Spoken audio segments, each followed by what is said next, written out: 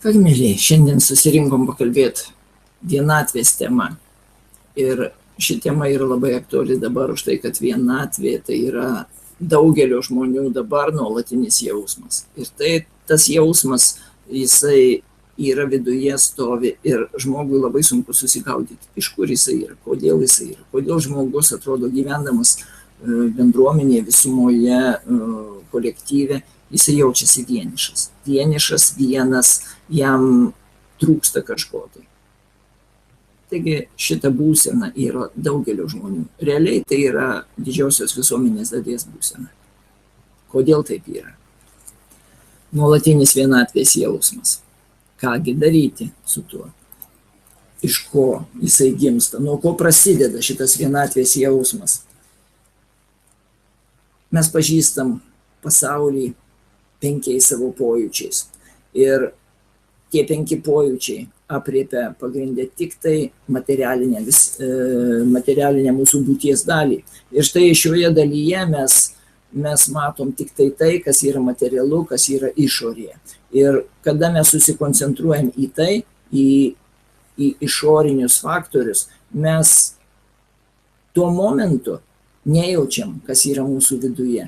Ir mūsų viduje įtampos, kurios yra, jos tiesiog eikvoja energiją. Ir kadangi mes nejaučiam tų įtampų, mes su jomis nieko negalim padaryti. Taigi pažindami pasaulį 5 pojūčiais tik tai ir neturėdami nei kiek dėmesio savo viduje, mes prarandame energiją. Kai prarandame energiją, atsiranda didelis trūkumo jausmas, didelis nepasitenkinimas. Ir mes žiūrėdami į išorę ir visą dėmesį sutelkdami tik į išorę, mes matom viską kaip atskirus daiktus. Tik tai iš savo vidaus, kada mes pasižiūrim į vidų, mes galim matyti viską kaip vientisą, kaip priklausantį vienas nuo kito. Kada mes žiūrim tik į išorę ir nei kiek dėmesio nepaliekam savo viduje, tada mes matom viską atskirą. Ir kai atskirą matom, tada atsiranda tas atskirumo jausmas. Štai jisai ir įtakoja į tai, kad mes pradedam tapatintis tik su fiziniais dalykais. Todėl save mes pradedam įsivaizduoti tik tai kaip kūną. Tai mes tapatiname su kūnu.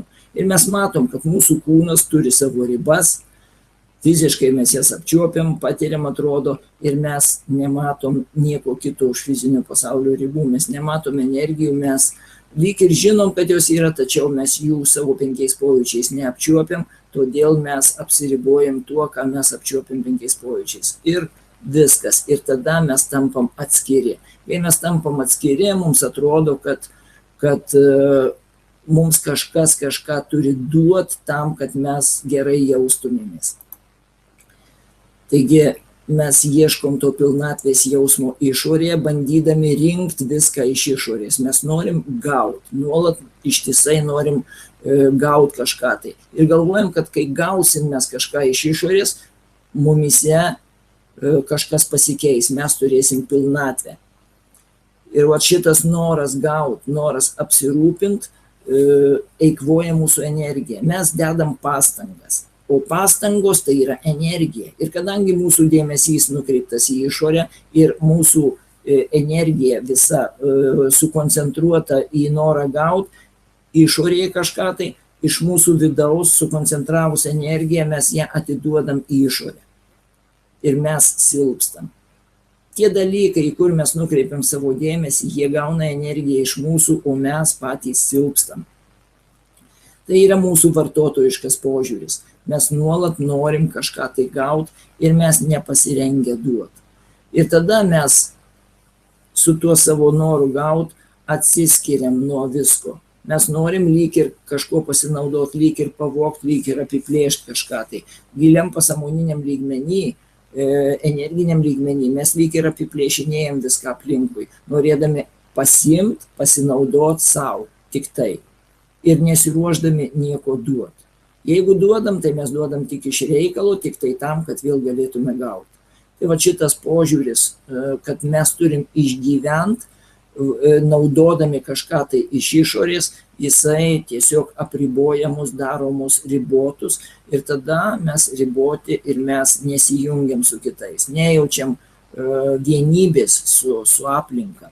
su kitais, tai ne tik su žmonėmis, su reiškiniais, su aplinkybėmis, su situacijomis, su daiktais, su gamta, su visuomenė, su viskuo. Mes jaučiamės atskiri. Ir tada, kad ir gyvendami tirštoj visumoj visko, mes vis tiek jaučiamės vieniši. Štai tas atskirumo jausmas, jisai išsivysto būtent iš šito tokio požiūrio, iš noro pasinaudoti išorę savo kūno, savo materialinės dalies geroviai. Ir iš to gimsta proto programos. Proto programos, kurios tiesiog mums įteigia, kad tu turi pasistengti, kad gyventum taip, kaip priimta, kaip turi būti. O kaipgi turi būti, ką sako protas, kaip turi būti. Mums tiesiog įskiepyti šablonai, kad visi turi būti poromis. Nors principas, gyvenimo vystymosi principas, taip ir yra, vyriška ir moteriška energija jungiasi. Tačiau šitų energijų rūšių yra labai daug. Ir visame kame, kiekvienoje dalelėje yra vyriška ir moteriška energija. Lygiai taip pat ir kiekviename iš mūsų yra vyriška ir moteriška energija. Vyrai yra apie 46–47% moteriškos energijos ir apie 53–4% vyriškos energijos. Moteryje atvirkščiai. Taigi mes praktiškai beveik pilnatvėje esam ir patys. Ir mes likusią dalį, sakykime, kad susibalansuot pilnai save, mes galim gauti jungdamiesi, reiškia vyrišką ir moterišką esybę, jungdamiesi, taip pat galim gauti iš visatos šitą energiją. Ji yra visame kame. Todėl kas čia tik tai protas mums sukūrė tokią koncepciją, kad būtinai visi turi būti poromis. Nes kada mes esame ir atskirai, mes nesam atskirai. Va tas ir yra, kad fiziškas buvimas šalia, sakykime, poroje, tai tikrai nereiškia bendrystės. Mes dažnai būnam visiškai vieniši, net fiziškai būdami artimi. Taigi, tai yra tik tai proto šablonas, kad visi turi būti fiziškai artimi vyras ir moteris. Ir protas nustatė, kad vienatvė yra skaudi. Tačiau daug šventųjų, daug, reiškia, atėjusių aukštesniosios sąmonės įsikūnijimų rodė vienatvę. Ir tai nebuvo nei skaudu, nei kažkas. Nes vienatvės kaip po tokios neegzistuoja tada, kada tu savyje atrandi pilnatvę. O pilnatvę galima atrasti ne išorėje, pilnatvę galima atrasti viduje. Ir kada viduje atrandi tą kanalą, per kurį tu pasijungi į viską, kas yra, tada iš to visko, kas yra, tu užsipildai visus savo trūkumus, viską absoliučiai. Tada tu tampi viskuo. O viskas, visuma, visa vienybė yra subalansuota. Taigi tiesiog vienas iš būdų netekti šito vienatvės jausmo yra gaut, reiškia, išsilaisvinti tiek, kad tu pasijungtum į tą pilną kanalą, į ramybės, gilios ramybės būseną viduje, iš kurios tu gali gauti absoliučiai viską. Taigi, sakoma, vienatvė skaudi. Taip, kada mes pripažįstam save kaip atskirą ir kada mes trokštam kažko tai ir mes negaunam, mums darosi skaudu. Tačiau kada mes pajuntam viduje vienybės jausmą, vienybę su aplinka, vienybę su viskuo, tada mes niekada nebūsim vieniši. Todėl vienatvę protas vadina fizinė vienatvė. Tai yra, kada lieki vienas, kada tu nebendrauji su niekuo. Tai atrodo, tai yra vienatvė ir tai yra blogai. Tačiau fiziškai būdamas vienas, tu gali viduje būti visiškai ramus ir susijungęs su viskuo. Tau nereikia čiupinėti kažko, tai tau nereikia kažką tai turėti tam, kad tu būtum vienybėje, vienybėje su viskuo. Ir protas tada sako, jeigu tu esi vienas, tai tau trūksta kažko tai šalia, tu negali kažko tai turėti, aš nevertas. Tai yra proto programos, kurios įdėtos į mus būtent iš to atsiskyrimo jausmo. Kada žmogus atsiskyrė, jisai pradėjo matyti viską kaip atskirą ir tada jisai nori išorėje gauti, o išorėje gauti ne visada išeina, todėl kad būtent šitos proto programos ir trukdo. Jeigu mes sakom, kad mums trūksta, neišvengiamai mums ir trūks. Jeigu sakom, kad aš nevertas, tai tikrai susidarys aplinkybės ir situacijos, kad tu nevertas. Kaip taip gaunasi? Šito dalyko protu tiesiogiai iš karto neina suprast, kol mes nepažįstam tų bendrųjų visatos dėsnių. Mes matom tik tai fizinius dėsnius, kurie galioja toje fizinėje aplinkoje, kurią mes matom išorėje. Tačiau jie yra labai riboti šitie dėsniai ir jie neparodo visko, kaip kas egzistuoja. Absoliučiai viską parodo tikrieji visatos dėsniai, tai yra energiniai dėsniai. Ir štai mes truputėlį pasižiūrėsim į šitos energinius dėsnius trumpai. Perbėgsim plačiau, apie juos aš kalbu seminarų cikle Laimingo gyvenimo raktas. O dabar trumpai mes dirstelsim į esminius dėsnius. Ir pagrindinis dėsnis, dėsnių dėsnis, taip vadinamas dėsnių karalius, tai yra atspindžio dėsnis. Jisai vadinamas įvairiais pavadinimais. Karmos dėsnis, sanskrito žodis karma reiškia priežasties pasiekmės ryšį. Tai yra priežasties pasiekmės dėsnis, kuris sako mums, kad visas gyvenimas, kuris yra aplink mus, susideda tik iš dviejų dalykų. Pirmas dalykas, iš ko susideda gyvenimas, tai yra mūsų vidinių nuostatų rinkinys. Ką mes manom apie gyvenimą. Tai yra viskas, kas yra mūsų viduje. Ir antras dalykas, iš ko susideda gyvenimas, tai yra veidrodis. Veidrodis, kuris tiksliai atspindi tai, kas yra mūsų viduje. Taigi kiekvieno žmogaus pasaulis tiksliai atspindi jo vidinės nuostatas. Visas pasaulis, kuris yra aplink mus, tai yra mūsų vidinių nuostatų atspindys. Ir čia noriu atkreipti jūsų dėmesį, kad mes kalbam ne apie fizinius dalykus, mes kalbam apie būsenas, energijas, išjautimus. Taigi, ne fiziniai dalykai atsispindi išorėje. Ir tai, ką mes matom fizinėme pasaulyje išorėje, tai nesudaro esmės. Visą esmę sudaro, ką šitie dalykai, kuriuos mes pastebim išorėje, daro su mumis. Kaip jie įtakoja į mus. Kitaip sakant, kokius jausmus, kokias būsenas mumyse sukelia šitie išoriniai dalykai. Štai čia esmė. Nes kada žmogus mąsto fiziškai, jisai išgirsta šitą dėsnį ir sako, tai jeigu aš žiūriu į traktorių, kuris stovi gatvėje, tai ką reiškia, tas traktorius sėdi mano viduje, jeigu viskas iš vidaus atsispindi išorėje. Iš tikrųjų, atsispindi ne pats traktorius, atsispindi tai, ką traktorius daro su mumis. Ir su kiekvienu jis daro skirtingus dalykus. Vienas pažiūrėjo ir sako, koks nuostabus, naujas modelis ir taip toliau, kaip ten patogumai yra. Jisai domisi, jisai patenkintas. Kitasgi keikia traktorių ir sako, kas jį čia pastatė, kodėl jisai čia stovi, jis čia gali užkliudyti kažką tai ir taip toliau. Kiekvienas žiūri iš savo pusės ir kiekvienam šitas reiškinys arba daiktas arba kažkokia tai situacija sukelia savus jausmus, savą būseną. Taigi, viskas, kas vyksta išorinėme pasaulyje, turi tik vienintelę prasme – mūsų jausmai. Tai yra tai, ką šitas dalykas sukėlė mumyse. Ir tai, ką mes pajutom, mes galim tai atpalaiduoti visada. Jeigu mes pajutom kažkokią įtampą, tuo momentu, kai mes ją pajutom, mes galim atpalaiduoti. Reiškia, visas pasaulis skirtas vieninteliam dalykui – sukelt mumyse tai, kas mumyse užspausta, tai, kas mumyse yra. Mums, aišku, pasaulis kelia ir džiaugsmo jausmą, ir laimės jausmą, ir meilės jausmą, nes mumyse tai yra. Taigi, jeigu mes turime meilės jausmą, mes galim tiesiog jo džiaugtis, jo dalintis. Jeigu mes patiriam iš kažkokioj tai situacijai įtemptą kažkokį jausmą, mes turim šansą jį atpalaiduoti. Nes tvarkytis su savo jausmais mes galim tik tai tada, kada mes juos jaučiam. Taigi pasaulis ir tarnauja mums, kad pakelt mūsų jausmus.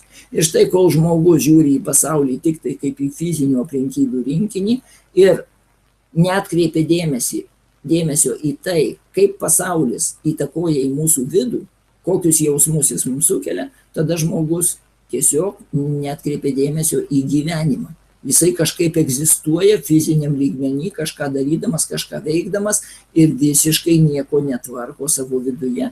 Reiškia, kas buvo įtempta ir liks įtempta ir plus dar pliusuojasi. Visos įtampos vis iš naujo pakildamos mumise tiesiog prisipliusuoja ir auga. Todėl, jeigu mumise buvo pakelta per kažkokią situaciją įtampa ir mes neatsipalaidavom, nepastebėjom jos ir neatpalaidavom, reiškia, jinai sustiprėjo. Vien dėl to, kad jinai pakilo ir mes jos neatpalaidavom, jinai jau sustiprėjo. Ir sekantį kartą kažkokio kitoj situacijoje jinai pakils dar stipriau. Ir taip įtampos mumise auga. Ir taip didėja vienatvės jausmas, atskirumo jausmas. Taigi, šito dėsnių vadovaudamiesi mes galim pamatyti kur kas daugiau savo gyvenime ir tą vienatvės jausmą atpalaiduoti tiesiog. Sekantis dėsnis, kuris įtakoja, tai yra traukos dėsnis. Traukos dėsnis tai yra taip pat energinis dėsnis. Ir energinėme lygmenyje jisai sako, kad vienodai vibruojančios energijos dozės traukia vieną kitą ir jungiasi.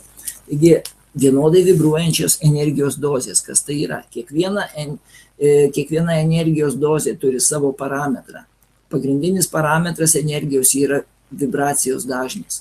Ir štai kuo dažniau vibruoja energija, kuo tankesnė jinai yra, tuo aukštesnė, tuo artimesnė meilė. Ir aukščiausia vibracija visatos yra besąlyginė meilė.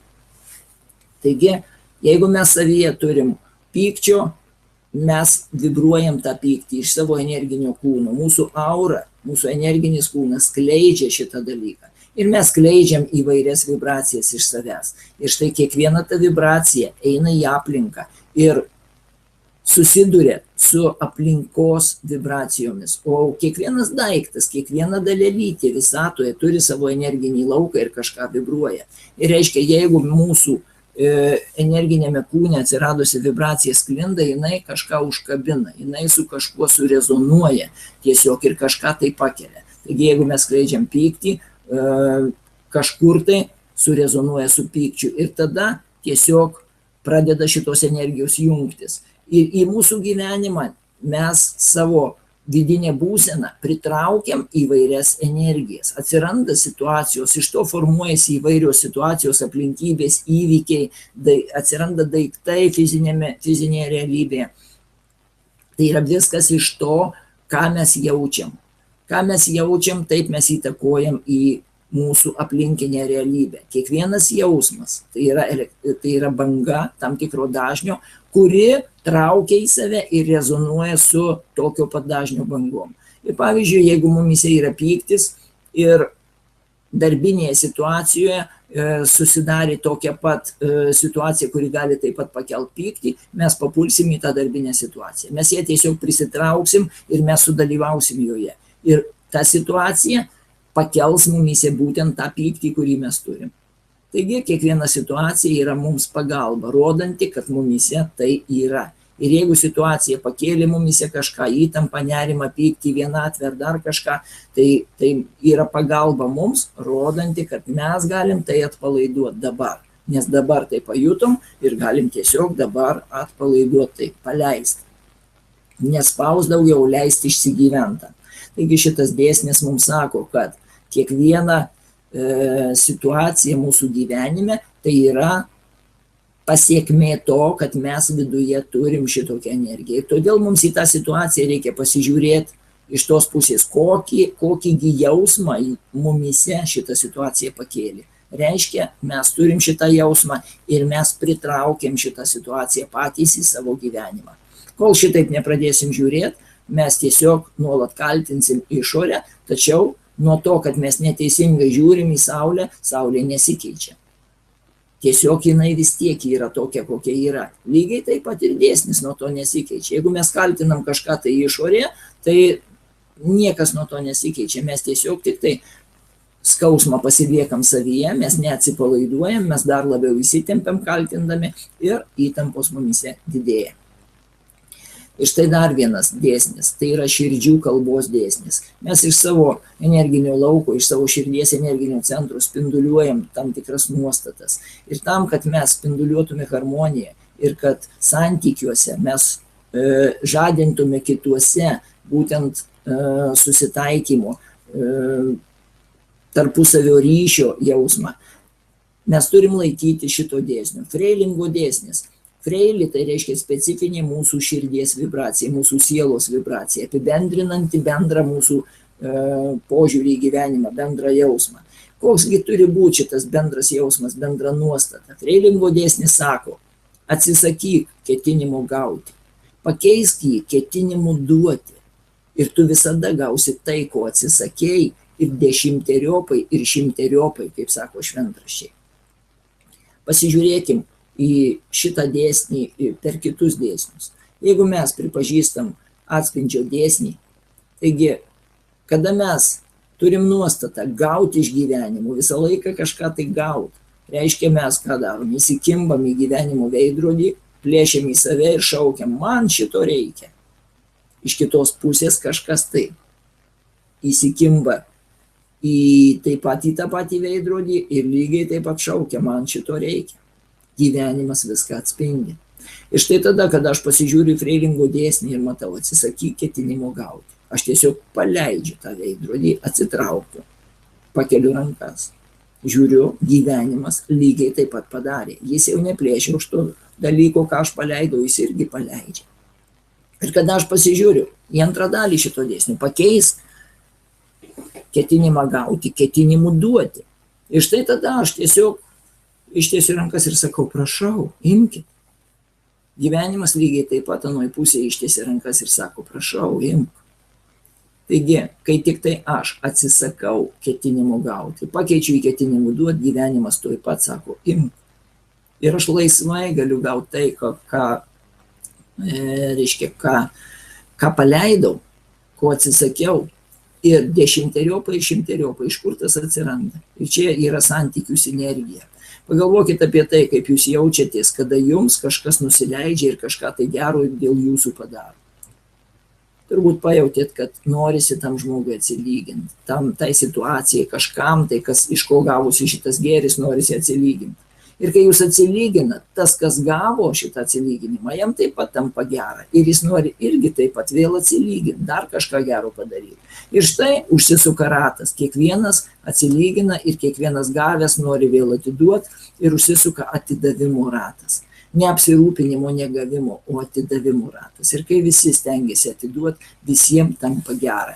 Ir tada atskirumo jausmas mažėja, vienatvės jausmas mažėja.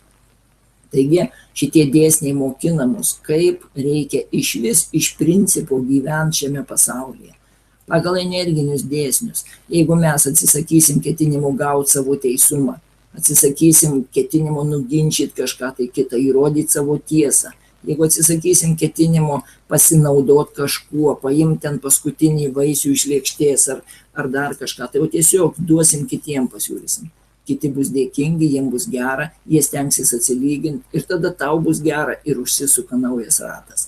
Taigi tiesiog mums reikia nuo smulkmenų pradėti taikyti šitos dėsnius gyvenime. Mes nesirūpinam šitais dėsniais ir mes stengiamės bendravimą padaryti fiziniu. Mes stengiamės fiziškai suartėti su kažkuo ir pasinaudoti kitų žmogum. Paprasčiausiai, jeigu jo buvimas daro mumyse kažką tai, išlaisvina kažką tai gero, mes stengiamės tai gauti ir stengiamės pasinaudoti. Mes labai dažnai net nesirūpinam, o kaip jam atrodo. Svarbiausiai mes žiūrim iš savo varpinės ir stengiamės patys pasinaudoti. Taigi, ar bendravimas iš tikrųjų duos harmoniją? Ar iš tikrųjų mums reikia to? Mes dažnai užsidedam tas proto šablonus ir galvojam, kad tik tai buvimas šalia, tik tai bendravimas mums suteiks būtent šitą jausmą. Tačiau pažiūrėkime iš kitos pusės. Pagalvokit apie tai, kiek žmonių, būdami vienas šalia kito, yra nelaimingi ir nežino, kaip vienas nuo kito pabėgti. Tai kaip čia dabar suprasti, jeigu protui atrodo, kad kai tik tai būsim šalia, kai tik tai galėsim bendrauti, kai tik galėsim būti apsikabinę ir galėsim kalbėti vien su kitu, viskas bus tobula ir gražu. Tačiau aš neabejoju, kad nemažiau, gal netgi daugiau žmonių, būdami šalia vienas kito, yra nelaimingi ir jie norėtų pabėgti visiškai ir nematyti vienas kito ir nebendrauti. Iš tikrųjų taip yra. Tačiau jie priversti gyventi šalia. Ir jie tada sako, durneliai, jūs visiškai nežinot, ko jūs norit. Iš tikrųjų, kada mes būnam vienas šalia kito ilgai, dažniausiai su noru gaut kažką tai vienas iš kito, tas noras gaut vienas iš kito tiesiog mus išsekina. Mes nuolat kažko norim. Ir tada, kai mes išsenkam, mes pradedam nepatenkinti vienas kito reikalavimų, vienas kito, tada prasideda pretenzijos, prasideda nepasitenkinimai. Ir tai vis daugėja, vis didėja. Mes prarandame energiją. Mes nepasirengę atiduoti, mes norim vis gauti, norim pasinaudoti ir mes prarandame energiją. Ir tada bendravimas tampa davimu ne kitam meilės, o davimu pretenzijų, davimu reiškia perduodam norą gauti, norą pasinaudoti. Ir kada abudu norim tik pasinaudoti, o iš kur tada atsiras energija? Jeigu mes neduodam. Reiškia, mes kovodami dėl gavimo išsenkam. Ir mes dalinamės paskui išsekimu savo. Todėl, kam reikalingas toks žmogus, kuris susinervinęs, išsekęs ir nepatenkintas. Ir mes atnešam save tokius kitam. Tai ar tikrai bendravimas duoda šitą harmoniją? Tai bendravimas duoda harmoniją, tačiau bendravimas ne fizinėme lygmenyje su noru gauti. Bendravimas turi būti energinėme lygmenyje su noru duoti. Kada mes iš vidaus tikrai nusiteikę kažką tai duoti kitam, tada atsiranda būsena gera. Ir su būsena gera mes eidami į kitą, mes daliname šitą būseną. Ir šitą vibraciją būsenos gerą užkabina kitame būtent irgi šitą vibraciją ir pakelia ir surezonuoja. Ir tada kitam su mumis tampa gera, nes mes pakeliam jame šitą jausmą. Todėl eidamas į kitą tu turi pasirūpinti ne fiziniais dalykais, tu turi pasirūpinti savo jausmu, savo vidinę būseną, nes mes vienas kitam pirmiausiai dalinam savo vidinę būseną. Tačiau žmogus su savo protu, su ego orientuojasi į fizinius veiksmus, orientuojasi į aplinkos keitimą ir nori kažką, tai jeigu mes kažką ir duodam fiziškai, bet mes duodam su vidiniu noru gauti ir pasinaudoti. Taip aš jam duosiu viską, kad jisai šypsotųsi, kad jisai, sakykime, išreikštų savimi pasitenkinimą manimi. Ir kai jis šypsosis ir bus patenkintas manimi, man tada bus gera. Ir galų gale viskas susiveda vis tiek į tai, kad aš noriu gauti dėl savęs tą būseną gerą, kad jisai man ją duotų. Tai tiesiog egoistinis požiūris į šitą. Ir šitas dalykas, kada koncentruojamės mes būtent į tai, norom ar nenorom, tikslingai ar netikslingai, sąmoningai ar pasąmoningai, tačiau tai vyksta. Tol, kol mes nesutelkiam dėmesio į savo vidų, mes tiesiog orientuojamės į norą gauti, į savo tą pasitenkinimo jausmą vidinio. Ir tada mes paprasčiausiai prarandam energiją, silpstam ir mes tampam abejingi, po to mes tampam skausmingi ir vis sunkyn ir sunkyn. Iš tikrųjų, kas mus gali išgelbėti? Mums reikia suvokti aplinką šiek tiek kitaip. Visa aplinka yra gyvas, harmoningas, darnus, vieningas, sąmoningas organizmas, energinis organizmas.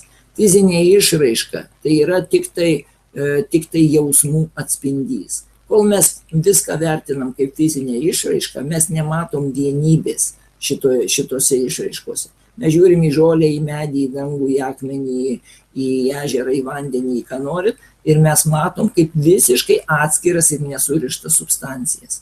Ir tada mes nematom, kas jungia visą šitą dalyką. O kasgi jungia visą šitą dalyką iš tikrųjų? O jungia vienas jausmas. Vienas jausmas tai yra požiūris į viską. Aš žiūriu į ežerą.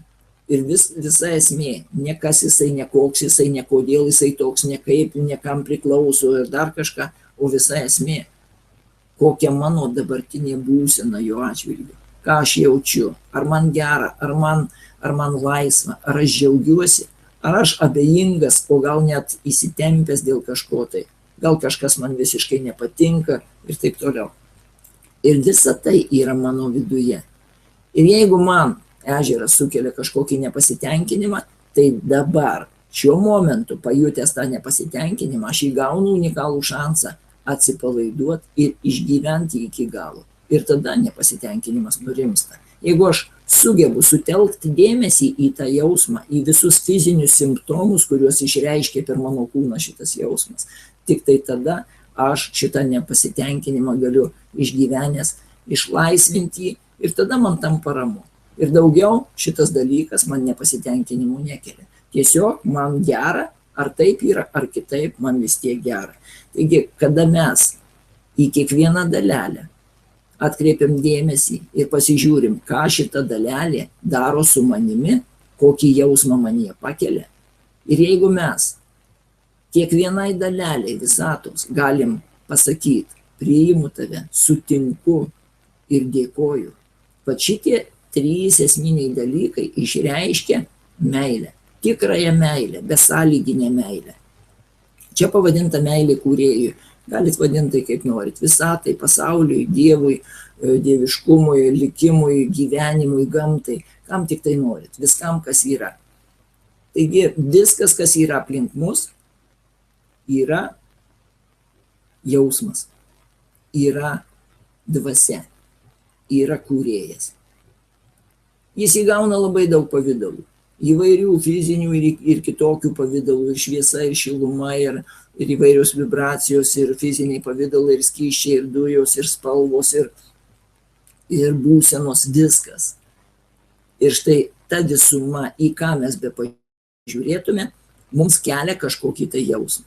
Ir tai ir yra visavienybės poveikis į mus, kaip į dalelę. Tai yra viso organizmo poveikis į kiekvieną ląstelę. Aš esu maža visatos ląstelė ir visas organizmas, kiekviena savo dalelė įtakoja į mane ir rodo man mano būsenas. Ir organizmas stengiasi padėti man išsilaisvinti iš visko, kas mane įveržia. Tai kai aš pamatau savo įtemptą būseną, aš įgaunu unikalią galimybę ją atpalaiduoti. Taigi visas organizmas gydo kiekvieną ląstelę.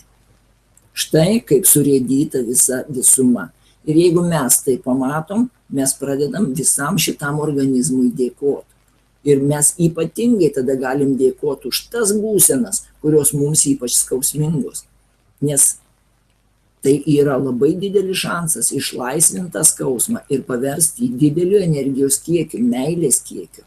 Kada mes nustojam priešintis, kada mes pamatom tą skausmą, sutelkiam į jį dėmesį ir galim atsipalaiduoti jame, tada jisai labai greitai virsta begalinė ramybė, džiaugsmu, vidiniu pasitenkinimu. Nelieka skausmo, yra vidinis pasitenkinimas, yra vienybės jausmas vidinės. Štai kaip veikia visa šita visuma. Taigi, mūsų tikslas išvis šiame gyvenime nuolat jaust šitą jausmą, besąlygišką meilę. Iš ko susideda šitas? Jį tiesiog galima apibūdinti kaip įvairių jausmų derinį, mišinį arba pavienius įvairius stiprius jausmus. Tai yra atsidavimo jausmas. Kada aš nenoriu nieko savo pasigrobti, pasiimti kažką, aš viską tiesiog atiduodu, atsiduodu, duodu kitiems, tarnauju. Nuolankumo jausmas. Kada aš nenoriu būti viršesnis už kažką tai, o tiesiog sutinku, kad visa visuma, visas organizmas susigaudo geriau kiekvienoje situacijoje. Ir aš tiesiog klausau ir dėkoju tam organizmui už kiekvieną situaciją ir matau, kokius jausmus pakelia. Nuolankiai į tai žiūriu. Aš pasitikiu viskuo, kas yra. Jeigu aš matau viską kaip gyvą, harmoningą, darnų, sąmoningą, energinį organizmą, sąmoningą būtent, kuris suvokia viską, kuris žino visus resursus, viską ir atneša situacijas būtent kiekvienu momentu išlaisvinančias, pateikiant man kiekvienoje situacijoje tai, kiek aš galiu išlaisvinti, tai, ką aš galiu padaryti. Nei per daug, nei per mažai, tiesiog pagal mano jėgas, pagal mano sugebėjimus. Aš tada tiesiog pasitikiu, kada aš šitą suvokiu, aš kiekvieną situaciją pasitikiu ir kiekvieną situaciją stengiuosi pilnai išnaudoti. Tai yra pakilusį jausmą aš galiu atpalaiduoti, išlaisvinti. Aš tiesiog esu pasitikėjime. Tada gimsta dėkingumas. Dėkingumas už tai, kad šitaip tobulai prižiūri mane kaip savo ląstelę.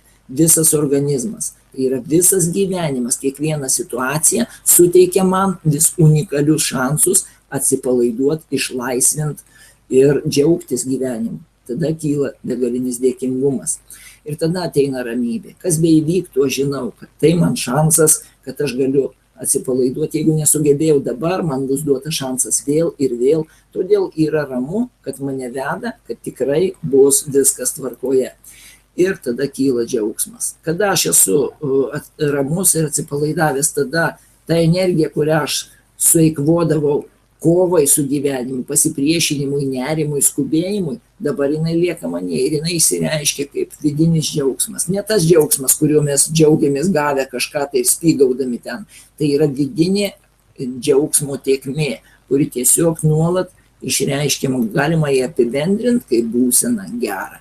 Nuolatos būsena gera.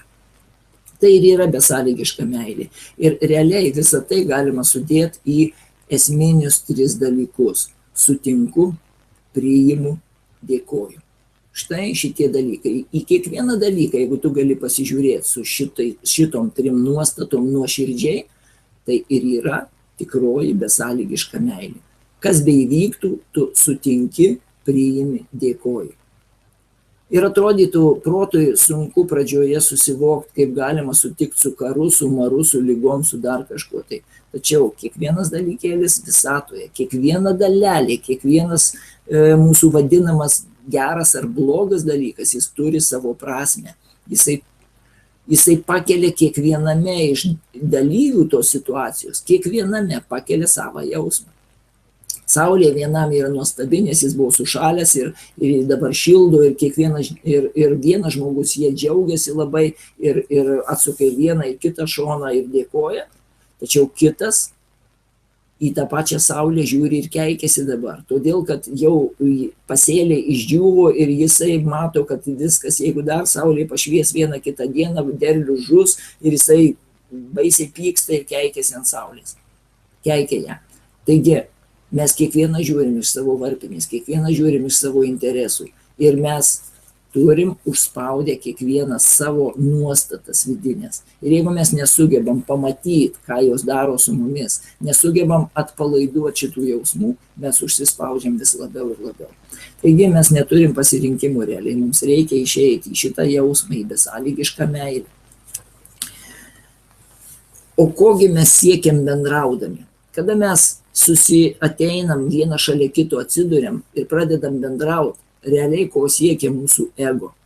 Jisai siekia parodyti savo viršumą, jis siekia parodyti savo teisumą, jis siekia įrodyti ir galvoja, kad kada aš įrodysiu, aš būsiu labai reikšmingas, kiti man nusileis ir štai tada kiti mane gerbs, aš būsiu didesnis už kitus. Taigi noras išsireikšti kažkaip, kad kiti tave įvertintų. Ir iš tikrųjų šitas noras, tai yra noras būti aukštesniu už kitus. Pagalvokit dabar, kiekvienas savyje. Kada jūs norit būti aukštesniu už kitus, kiti kaip į jūs žiūri tada? Ar tikrai jiems gera, kai jūs nuginčijat juos, kai jūs įrodot ir dažnai netgi grubiai įrodot savo tiesą? Taip, jūs teisūs. Pagal viską jūs teisūs ir jie priversti tai pripažinti. Bet pažiūrėkim į energinį, emocinį lygmenį. Kaip jaučiasi tada jie, kada jie priversti, jūs juos privertėt tai pripažinti? Ar smagu? Kai jūs kas nors išprievartauja šitaip, ar smagu? Iš tikrųjų, toli gražu ne. Taigi, mums reiktų pasižiūrėti iš tikrųjų, ką mes galim duoti. Ne ką mes galim paimti, ne savo reikšmingumą, o būtent ką mes galim duoti. Taigi bendravimas, tikrasis bendravimas, širdžių bendravimas yra davimas. Atsisakyk ketinimų gauti, pakeisk į ketinimų duoti. Ir tu gausi tai, ko atsisakėjai ir visada su kaupu. Visada 10-eriopai ir 100-eriopai. Prisiminkit Freilingo dėsnį. Jisai yra bendravimo dėsnis, jisai yra širdžių bendravimo dėsnis. Taigi ego siekia patvirtinti savo reikšmingumą. Taigi, ar tai rasim bendravime? Bendravimas gali ir gydyti, gali ir skaudinti, gali džiuginti, gali atvirkščiai, gali labai nuliūdinti. Todėl mes siekiam bendrauti, siekiam būti artimi, tačiau ar mes mokam bendrauti? Paprastai mes nemokam bendrauti vien todėl, kad mes nemokam klausytis. Mes negirdim. Mes girdim kito žodžius, bet negirdim savo reakcijos. Mes nematom savo reakcijos. Ir kada mes nematom savo reakcijos, jinai tampa nevaldoma. Jinai tampa spontaniška. Ir mes tiesiog spontaniškai užsikabinam už kažkokio tai jausmo ir atsakom iš pykčio, iš įtampos, iš nerimo. Ir tada gaunasi tiesiog spontaniškų išsireiškimų pliūpsniai, kurie griauna santykius. Jeigu net mes piktai įrodėm kažkam tai kitam, jis tikrai nenorės daugiau su mumis bendrauti. Nors mes teisūs buvom. Nu ir kas? Kur tu dėsi tą savo teisumą, kada tau bloga ir kitam bloga? Ir kitas nenorės daugiau su tokiu teisuoliu bendrauti. Štai kaip atsitinka. Taigi mes dažniausiai stengiamės fizinėme lygmenyje pateisinti save. Tačiau bendravimas yra ne fizinis lygmuo. Bendravimas tai yra energinis veiksmas. Tai yra būsena. Ir jeigu mes negalim sutelkti dėmesio ir pastebėti savo būsenos, jeigu mes jos nekontroliuojam, reiškia, jinai vis labiau ir labiau senka, jinai vis labiau ir labiau įsitempia. Ir kada jį vis labiau įsitempia, mes jos nekontroliuojam, mes net nepastebim, kaip mes pradedam daryti visiškai netinkamus fizinius veiksmus. Mes pradedam paniekinamą šypsenėlę veide, atsiranda, mes kažką tai, sakykime, fiziškai atsitraukiam, rodom panieką, nusisukam dar kažką. Atsiranda tiesiog mes nesukontroliuojam to. Viduje atsiranda įtempta būsena ir kūnas pradeda tai signalizuoti. Ir kitas žmogus iš karto tai pajaučia. Ir kas gaunasi santykiuose? Gaunasi įtampa.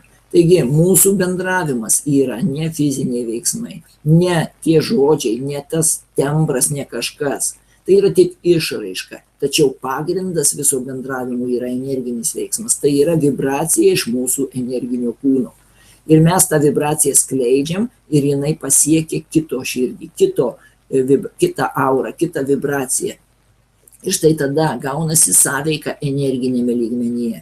Ir jūs turbūt žinot ir akivaizdžiai žinot ir pastebėję esat, kad su kai kuriais žmonėmis net kalbėti nereikia. Tiesiog gera būti šalia. Ir atvirkščiai, su kai kuriais žmonėmis, nesvarbu, kaip saldžiai jisai bešnekėtų, yra bloga būti šalia. Iš ko tai gaunasi? Būtent tai atspindi tai, ką aš dabar sakau, kad visa esmė ne tai, ką mes fiziškai padarom, kokiu tembru mes šnekam, kokius saldžius žodžius mes sakom ar dar kažką, o tiesiog tai, ką tu tuo momentu jauti. Ir jeigu žmogus girdi nuostabius pažadus ir nuostabius palinkėjimus, bet jeigu tas, kuris žada ir linki, viduje nori tik tai naudos, ta žmogus, į kurį ateina palinkėjimai, pažadai, jisai jaučia. Kažkokią tai vidinę dalim jisai jaučia. Ir tada šitie dalykai neilgalaikiai. Kažkodėl jie tada neišsilaiko ilgai ir santykiai ilgalaikiai nebūna tokie. Nes ilgai užsidėjus kaukę, tęsti šitą spektaklį yra sunku, todėl kad tam reikalinga daug jėgų, tam reikalinga daug dėmesio, tam reikia išlaikyti visą scenarijų savo viduje. Pagalvokit, kada jūs kažkokią istoriją sukūrėt ir pripasakojot, primelavot, kitaip sakant, juk po to šitą istoriją reikia atsiminti. Nes kitą kartą, jeigu prieisim prie to, jau neatsiminęs, pradėsi kitokias detalės pasakoti, tave pagaus iš karto. Taigi yra vidinė baimė, kad tavęs nepagautų, reikia atsiminti, reikia visą laiką tai kurti toliau, tęsti, apvyniot įvairiom detalėm, kad tai būtų vis tikroviškai ir vis susivestų visi galai, įsivaizduokit, kiek reikia tam energijos. Ir tada mes silpstam, tada mums darosi bloga. Taigi ar toks bendravimas duoda mums kažką tai gero.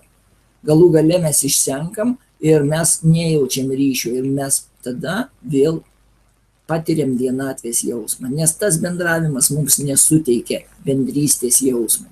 Mes vėl lyg ir vieniši.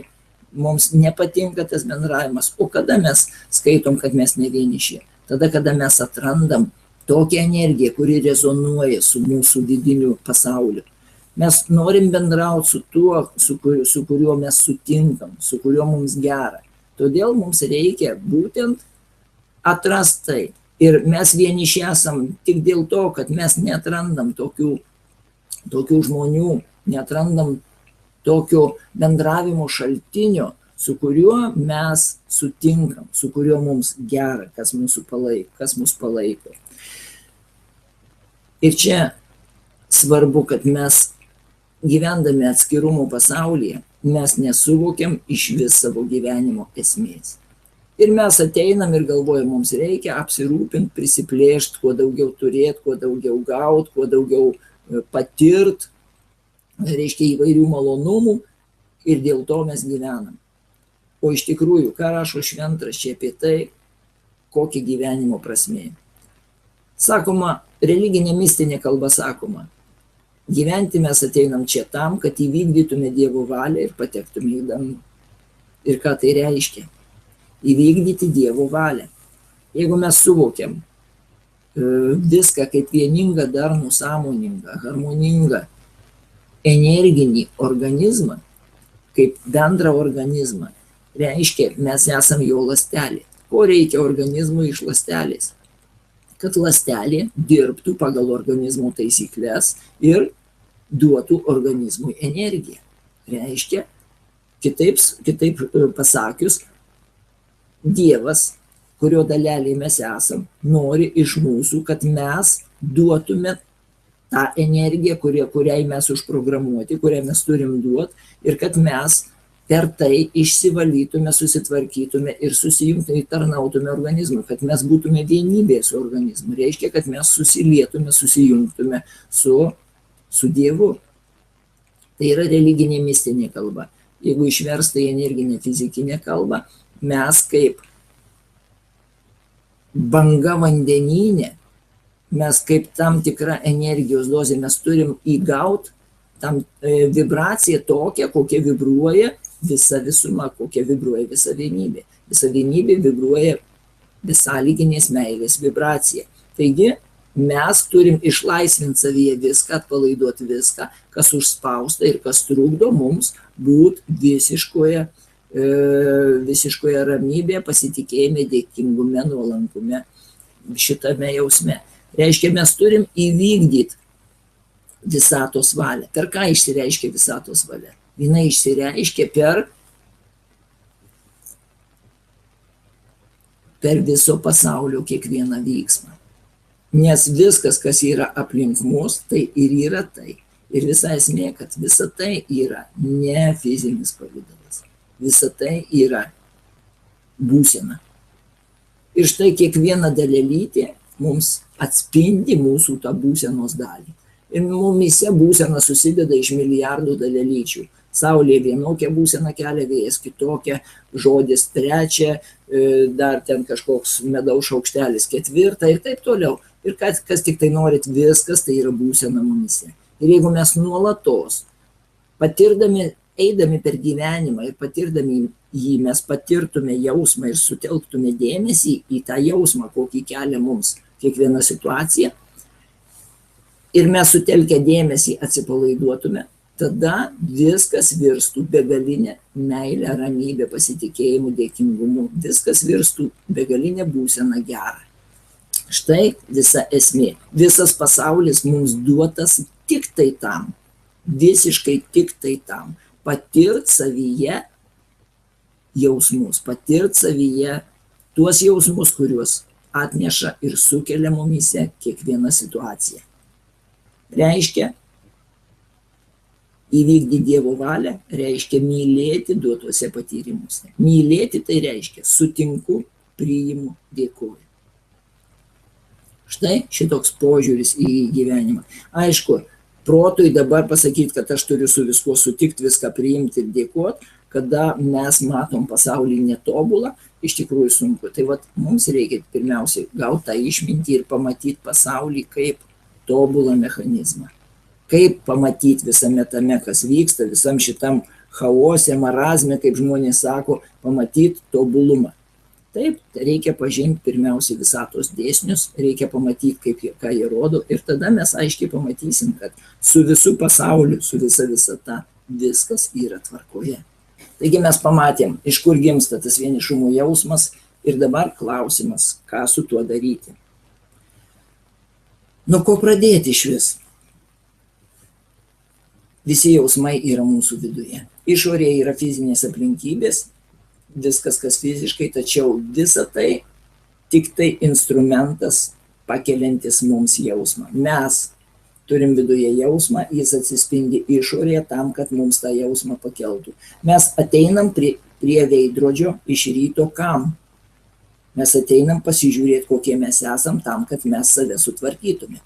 Taigi lygiai taip pat mes atnešam savo, prie veidrodžio iš ryto mes atnešam savo kūną, patys atnešam prie veidrodžio tam, kad pamatytume save. Lygiai taip pat išorinėme pasaulyje. Mes prieinam prie kažkokios vietos, prie išorinio pasaulio, pavyzdžiui, prie medžio ar prie upės, prieinam ir kada jinai patenka į mūsų dėmesio zoną, tada mes kažkaip jaučiamės to atžvilgiu. Reiškia, mes priėjom prie veidrodžio, prie šito jausmo veidrodžio. Ir mes paėmėm ir tą upę įvardinom savyje kaip kažkokį jausmą. Vienam tai bus abejingumo jausmas, kitam tai bus atgaivos jausmas, trečiam tai bus pykčio jausmas, jis įlūžo gal kažkada ant ledo ten ar dar kažką. Kiekvienam savo. Vat kiekviena dalelė kelia savo jausmą. Taigi visata tobulai gydo kiekvieną. Kiekviena savo dalelė tobulai suteikia šansą kiekvienai aplinkos daleliai. Kiekvienam žmogui ta pati situacija sukels kitokius dalykus ir tai yra tobula. Ir kiekvienas žmogus, jo paskirtis iš tos situacijos gautus jausmus pastebėti savyje ir atpalaiduoti. Taigi, tam, kad pastebėti savyje, tai reiškia, mums reikia dėmesį perkelti iš išorinių dalykų į vidinius. Išoriniai dalykai pastebimi bus mūsų pojūčiais, o reakcijas visas mes turim pastebėti savo viduje. Todėl nesureikšminti išorinių dalykų, o būtent sutelkti savo dėmesį į vidinius. Reiškia, ką mes turim atrasti. Mes turim atrasti kūrėją savyje. Mes turim atrasti visatą savyje, nes visa visata iš tikrųjų yra mumyse. Tai yra tas jausmų rinkinys. Išorė, fiziniai pavydalai, tai yra jausmų jausmai. Ir jie yra tik atspindys išorėje. Todėl visa esmė yra mumyse, mūsų viduje. Kur mes beprieitume, mes matom savo vidų. Reiškia, mums reikia dėmesį sutelkti į savo vidų ir nuolat stebėti, kokie jausmai ten kyla. Kokius jausmus tas išorinis veidrodis pakelia mumyse. Reiškia, mums reikia, supratus šitą, perorientuoti savo dėmesį. Taigi mums reikia suvokti, kad mes esam ląstelė, kurios paskirtis duoti. Duoti ką? Mūsų esmė yra energija. Mes esame energinė būtybė, mes esame energinė ląstelė, energinio organizmo ir mūsų kaip ląstelės energinės paskirtis duoti energiją. Kokią? Meilės energiją. Besąlyginės meilės energiją. Tai yra būsena. Sutinku, priimu, dėkoju ir iš to yra gera ir iš to yra ramybė. Jeigu mes sugebėsim šitą nuolatos savyje atrast, nuolatos savyje aktyvuoti, nuolatos remtis šituo jausmu, štai tada visi vienatvės jausmai mumyse dings ir mumyse nuolat bus šitas jausmas. Sutinku, priimu, gera, esu ramus, susitaikęs, pasitikintis, dėkingas. Taigi iš tikrųjų apibendrinant galima pasakyti taip, kad laimingas bendravime gali būti tik tas, kuris gali būti laimingas ir vienatvėje. Nes iš tikrųjų harmonijos jausmas, laimės jausmas yra ne kažkame, jisai yra jūsų viduje, jisai ne išorinėse sąlygose. Ir tai yra tada, kada jūs duodat. Ir kai duodat, tada atsiranda džiaugsmo jausmas viduje. Ir jisai yra begalinis, nepriklausantis nuo jokių sąlygų visiškai. Tik tai tada, kada mes tengiamės apsirūpinti ir gauti, tada priklauso nuo to, jeigu aš noriu gauti, tai priklauso nuo to, gavau ar negavau, daug gavau, laiku gavau ar nelaiku, kaip gavau. Bet nuo tų protas tada sako, va, dabar gerai, o tada blogai. Bet tas gerai labai greitai sunyksta. Nes protas kelia vis sekančius ir sekančius reikalavimus. Todėl iš išorinio pasaulio mes turim sugrįžti savo dėmesiu į vidinį pasaulį. Ir čia esminis suvokimas yra štai koksai. Vienatvė tai ne žmonių nebuvimas, tai ne kažkokių sąlygų nebuvimas. Vienatvė tai nebuvimas be žmonių, o tai yra buvimas be Dievo. Tai yra buvimas be to suvokimo, kas yra kas, be aplinkos kitokio suvokimo. Kol mes nepamatysim aplinkos kaip vieningo atspindžio iš mūsų vidaus, kol mes nesusivoksim, kad tai yra gyvas, darnus, harmoningas, energinis organizmas, kuris tobulai atsispindi šitame fizinėme pasaulyje, tol mes niekada nebūsim pilnatvėje. Ir mes visą laiką turėsim trūkumą ir visą laiką mes patirsim vienatvės jausmą. Pabendravom su kažkuo, išsiskyrėm ir vėl vienatvės jausmas, ir vėl trūkumas, ir vėl mes veržėmės kažkur. Kodėl ten koncertai, dar kažkokios pramogos, viskas susiburt, kodėl?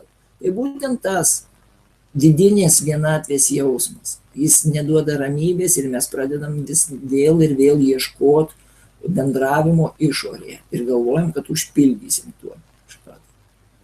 Taip, išorėje bendrauti viskas nuostabu ir viskas gerai, tikrai tinka ir gerai, tačiau tai neduos nieko, jeigu mes nebūsim pilnatvėje viduje savo. Mes pliusus išorėje galim rinktis, tačiau jie niekada nekompensuos mūsų vidinės tuštumos. Todėl pirmiausiai turim susivokti savo viduje, o po to jau mes galim rinkti pliusus visus ir išorėje. Ir tie pliusiukai bus labai nuostabūs ir viskas gerai ir juos galima ir reikia jais naudotis. Tačiau jie niekada nekompensuos tos tuštumos. Jeigu mes neatrasim to pasitikėjimo, neatrasim to supratimo, tos išminties savo viduje, jokių būdų mes negausim pilnatvės iš išorės.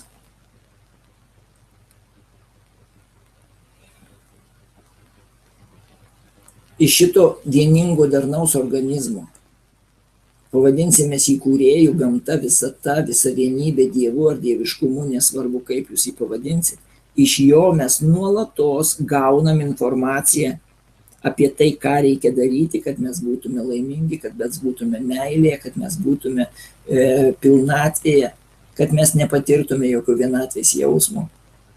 Kągi reikia daryti? Nuolatos mums kalba vidus apie tai. Ir šita kalba mumise vadinama intuicija. Ir mes žinom, kad jinai yra. Tačiau mes ją labai silpnai girdim. Kodėl? Todėl, kad mūsų dėmesys yra ne viduje. Mes neklausom savo viduje. Tam, kad mes išgirstume, mums reikia sutelkti dėmesį. Jeigu mes norim kažką išgirsti, mesgi nukreipiam į ten savo dėmesį, savo ausis išpučiam į ten, ar ne, kaip sako. Tačiau mes norėtume, kad mūsų gyvenimas harmoningai vestų, tačiau mes jo neklausom visiškai. Mes žiūrim visiškai į kitą pusę. Mums reikia išgirsti gyvenimo balsą viduje, o mes nuolat žiūrim į išorę ir kažkur klausomės išorinių dalykų. Natūralu, kad viduje mes negirdim. Taigi, kiekvienu momentu mes galim sutelkti dėmesį į vieną dalyką. Tai arba į vidų, arba į išorę, arba į ten, arba į čia. Taigi tiesiog mums reikia nuspręsti, ko mes norim. Navigacija visada yra. Jeigu mes sutelksim dėmesį į vidų, išorė taps nereikšminga mums, mes nuimam dėmesį nuo jos, mes išgirstam ir mums sako, dabar daryk tai. Ir tai bus gera, ir tai bus nuolatos gera. o dabar tai daryk, o dabar tai. Jeigu mes klausysim, iš tikrųjų nuolatos viduje atsiras būsena gera. Mes padarysim ir mes pajausim tai. Aš padariau tai dėl kitų, kiti patenkinti. Ir kai kiti patenkinti, natūraliai man gerai ir norisi dar daugiau to daryti. Ir štai šitas vedimas, jis yra nuolatos. Mes kartais, vieną kitą kartą pasielgiam pagal tai ir mums būna gera. Ir mes neįsigilinam kodėl. Todėl, kad tos išminties trūksta, to supratimo, kad viskas ir vis tiek yra mūsų viduje. Kol mes išorėje nepamatom vidaus, tol mes ir nesusitelkėm į savo vidų. Taigi pirmas dalykas – atrasti savyje kūrėją, atrasti savyje tą ramybės šaltinį. Nes kūrė kas? Kūrė ramybė. Būtent mūsų būsena viską kūrė. Tik tai tada, kada mes atrasim šitą būseną, kuri kūrė mumyse ramybę, jeigu mumyse ramybė, o kadangi viskas atsispindi išorėje, tai jeigu mumyse ramybė, tai ir išorėje ramybė. Kada mes atkreipsim dėmesį į savo vidinį kūrėją, mes pamatysim, kad išorėje tas kūrėjas atsispindi per savo kūrinyje. Jisai būtent sukuria. Sakykit, kas sukuria atspindį veidrodyje? Jūs prieinat prie veidrodžio, kas sukūrė atspindį veidrodyje? Jūs patys savimi atnešėt ir padarėt atspindį veidrodį. Veidrodis tik tai yra. Kai jūsų nėra, jame atspindžio nėra. Tai kas atnešė, kas padarė atspindį? Jūs patys. Taigi, kur kūrėjas yra? Kiekviename iš jūsų yra kūrėjas. Ir jūs išorinį pavydalą, tai yra jausmus situacijose sukuriat patys. Jūs pamatot juos per save.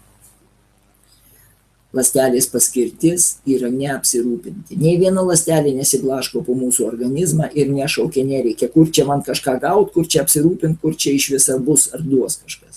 Kiekviena ląstelė dirba savo darbą, darniai, sklandžiai, harmoningai ir jinai aprūpinama. Ateina kraujo ląstelė, atneša deguonies ląstelė, ateina kita ląstelė, atneša plazmą, ateina dar ląstelė ir taip toliau. Kraujas cirkuliuoja limfa, viskuo aprūpinta kiekviena ląstelė. Ir jos paskirtis yra harmoningai dirbti ir duot naudą organizmui. Duot energiją, duot ramybę, duot žvalumą, duot harmoningą darbą, pilną atsipalaidavimo energiją. Kiekvienos ląstelės paskirtis. Taigi ir mes turim pasižiūrėti į save. Ką mes duodam? Mes duodam arba įtampas, nerimą, skubėjimą, arba atsipalaidavimą, džiaugsmą, pasitikėjimą, dėkingumą, ramybę.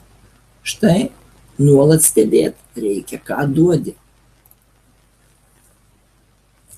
Mes turim išmokti sąmoningai klausytis. Ko klausytis? Savo vidaus. Kada mes kalbam su kažkuo, kalbam bendravime, kalbam mūsų partneris kažką tai mums, visa esmė ne ką jisai pasakė, visa esmė ne ką mes turim atsakyti, visa esmė nesuvest logiką tame. Mes turim sąmoningai klausytis, kaip mes jaučiamės dabar. Nes tai ir yra mūsų atsakymas tikrasis. Ir tas pojūtis nuolat kinta priklausomai nuo to, ką jisai pasakė, kas į mus eina. Bet kada mes stebim tai, stebim su ramybė, stebim su dėmesingumu, tada visa tai, kas ateina, natūraliai laisvėja, natūraliai rimsta. Ir mes visų šituo dalinamės su savo pašnekovu. Taigi, kada mes sąmoningai klausomės, tai reiškia, neįsiklausom į žodžius, kurie skamba, neanalizuojam tus žodžius, o mes klausomės savo vidaus, mes stebim savo jausmą. Ir tai galima daryti neprarandant logikos. Ir tai tiesiog vyksta. Svarbiausia mums šitą dalyką žinot ir atsimint pokalbio metu. Tai reiškia sugebėti sutelkti savo dėmesį į tai. Ir va čia yra sunkiausias dalykas, mes nesugebam sutelkti savo dėmesio. Mūsų dėmesį blaško mintys, tempia įspūdžiai, tempia asociacijos įvairios ir taip toliau. Ir yra didžiausia bėda. Ir kągi su jie daryti? O pirmiausiai mums reikia suvokti išmintį tam, kad atsirastų vidinis tvirtas ketinimas eit ir suvaldyti savo dėmesį. Tai yra tiesiog praktikuoti savo dėmesio suvaldymą, praktikuoti sąmoningumą. Iš kur gauti šitą išmintį? Šita išmintis man buvo perduota kaip laimingo gyvenimo rakto pati esmė. Tai kas tai per sistema suvokimo ir toliau valymosi savęs, kad mes tikrai galėtume vadovautis tą tikrąją gyvenimo navigaciją, vidinę ramybę arba intuiciją, arba nuojautą, arba dievu, kaip norit, tai vadinkit, pavadinimų galima sugalvoti kiek tik norit. Tai man tai buvo perduota tobula absoliuti sistema, kuri pasivadino laimingo gyvenimo raktas. Ir aš įsitikinau garantuotai, 100% ir dar daugiau, kad be šitos sistemos, bet kokios kitos sistemos neveikia. Jos silpsta ir sugriūva ir labai dažnai netgi gali sužaloti, nes visos geriausios sistemos, praktikos, mokymai sugeneruoja pastangas gyventi pagal tai. O ašgi sakau, nustok pagaliau stengtis, atsipalaiduok, reiškia visos gyvenimo praktikos, absoliučiai visos, kokios bebūtų, valgymas, miegas, prausimasis, turi vykti be vidinių įtampų, be pastangų. Leist gyvenimui gyventis per tave, suvokiant, kad gyvenimas yra tobulas vadovas ir jis ves tave absoliučiai tobulai. Kai tu įgauni kritinį kiekį įrodymų, argumentų, faktų ir patvirtinimų apie tokią gyvenimo esmę, tu atsipalaiduoji, nusiramini ir tai, kas ateina į tave iš gyvenimo, niekada neišmuš tavęs iš vėžių. Tu tiesiog žinosi, kaip šitoje situacijoje tavo kūnas turi elgtis, kaip viskas turi vykti ir tau bus ramu. Net jei kūnas skubės, bėgs, įsitemps, tai viduje bus ramybė, džiaugsmas ir dėkingumas. Tai va šitą būseną gerą išlaikyti, tai ir mokina laimingo gyvenimo raktas. Tai yra pamatas, pagrindas, centras, šerdis, esmė viso gyvenimo. Ir tik ant šito dalyko galima statyti gyvenimą. Tai yra visiškai unikalu. Žmonėms atrodo keista, negi taip gali būti. Juk jeigu nebus širdies organizme, kaip mes bedėliotume, kaip mes bebandytume sukonstruoti tą organizmą, jis negyvens, jis neveiks, ar ne? Lygiai taip pat laimingo gyvenimo raktas yra laimės, Dievo pusiausvyros, ramybės, pilnatvės, džiaugsmo pagrindas, pamatas ir esmė. Be šito dalyko neegzistuoja gyvenimas, egzistuoja lėta mirtis. Va ką aš labai noriu akcentuoti jums. Ir vėlgi sakau, netikėkit nei vieno pasaulio išminčium. Eikit, sužinokit ir patikrinkit tai savo viduje. Ar tikrai tai veikia? Tai laimingo gyvenimo raktą jį tiesiog reikia pirmiausiai sužinot. Todėl sąmoningumo mokyklos mokymuose pirmoje pakopoje yra galingas informacijos srautas apie laimingo gyvenimo raktą. Einam ir kiekvieną dalelę išnagrinėjam šito, kad žmogus gautų kritinį kiekį įrodymų, argumentų, faktų ir patvirtinimų. Tai norit būti laimingi, be laimingo gyvenimo rakto neegzistuoja. Laikini malonumai ir pasitenkinimai egzistuoja, bet laimingumo būsena, gyvenimo būsena neegzistuoja be laimingo gyvenimo rakto. Pasitikrinkit.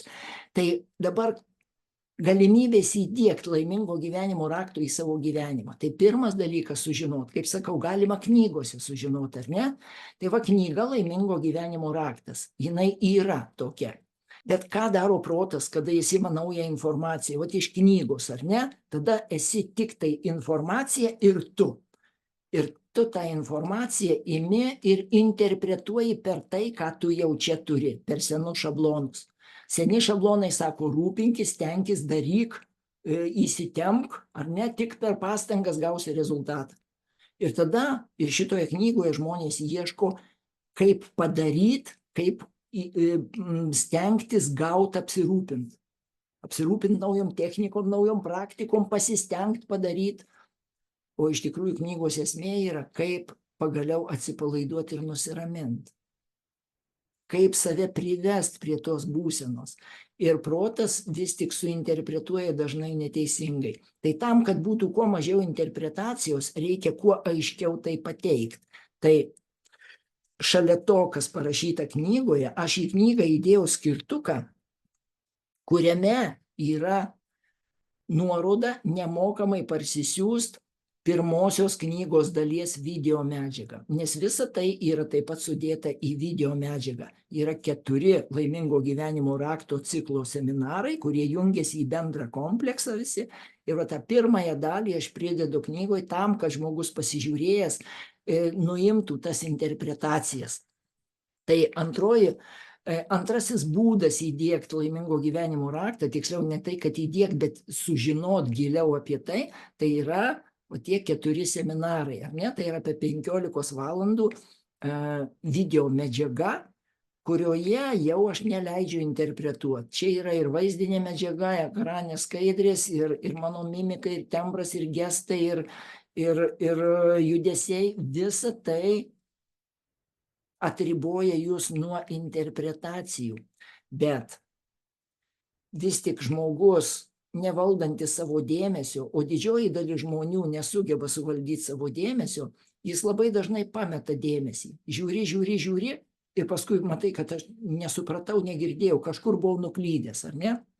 Taip kaip knygą skaitant, perskaitau 2 puslapius ir neatsimenu, ką skaičiau, nes kažką mąsčiau visai kažką kitą. Tai autopilotas ir dažnai žmogus nukrenta į tą autopilotą. Todėl vėlgi darbas vienam pačiam, neturint kritinio kiekio energijos, jis yra pakankamai sudėtingas, ilgas ir daug kartų reikia eiti vėl per tai. Tai ne kiekvienas turi kantrybės, ne kiekvienas turi tiek laiko ir tiesiog, sako, man vienam neišeina. Ir tai natūralu, štai ir sakoma, kad vienas lauke ne karys, nes vieno energetika per silpna. O kada žmonės jungiasi su vienodu ketinimu į ėjimą, sakykime, tą pačią kryptimį, tai Jėzus sakė, kur 2 ar 3 susirenkat mano vardu, ten ir aš su jumis. Tai reiškia, kur 2 ar 3 jungia savo ketinimus eiti į ramybę, į meilę, į laimę, ten ir ramybė ir laimė jau iš karto arčiau jumyse. Tai geometrinė progresija didėja, potencialas nusiraminti ir įeiti į savo širdį giliau. Todėl kolektyvinės praktikos ir kolektyvinis žinių priėmimas yra kur kas efektyvesnis negu kad individualus. Todėl ir gimė sąmoningumo mokykla, apsijungia šitiek žmonių į vieningą ketinimą, tada labai stiprius energinis laukas atveria labai giliai mūsų širdis ir suvokimai visiškai kitokie ir praktikos tada yra ne pastangų praktikos, o gilaus atsipalaidavimo praktikos, kurios atveria kanalą ramybei tekėti per jūs. Kamgi skirti sąmoningumo mokyklos mokymai? Jie skirti ne kiekvienam, jie skirti tiems, kurie jau ieško. Ne prasiblaškimui, ne pasidomėjimui, o tiems, kurie jau nebegali gyventi po senovėje ir ieško laimės, ieško laisvės, bet nežino, nuo ko pradėti.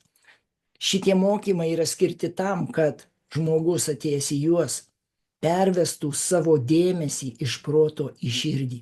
Tai reiškia, kad širdis turi vadovauti, o protas turi tik koordinuoti ėjimą širdies nurodytų keliu. Ir tai vyksta. Sąmoningumo mokyklos kontaktiniai mokymai vyksta 5 pakopomis, kurias galima pereiti tik tai iš eilės, nuo 1 iki 5. Tai yra kompleksas, tai nėra atskiros kažkokios dalys. Jeigu eit, tai reikia eiti per visą kursą tam, kad išsivalyti pilnai ir iki galo. Kasgi vyksta šiuose mokymuose? 1 pakopa skirta tam, kad žmogus pirmiausiai sužinotų, kaip jisai gyveno ne į temą, kas yra tikrasis gyvenimas, kad ne tik sužinotų, bet toliau tai suvoktų, kad tai tikrai tikra yra jo gyvenime, kad tas naujas gyvenimas, tas kitoks gyvenimas, jis visada buvo. Ir tada žmogus patiria kitokį gyvenimą, jis prisiliečia prie jo ir pamato, kad tai tikrai tikra, jis tai išbando. Ir tada jis įgauna ryžtą gyventi kitaip. Ir ne tik įgauna ryžtą, bet ir žengia pirmą žingsnį į tą naują gyvenimą. Ir tas pirmas žingsnis tai yra naujos gyvenimo vizijos sukūrimas, naujo konkretaus praktinio kasdienybės plano sudarimas ir žmogus pasiryžta. Bet dėja neišeina. Kodėl?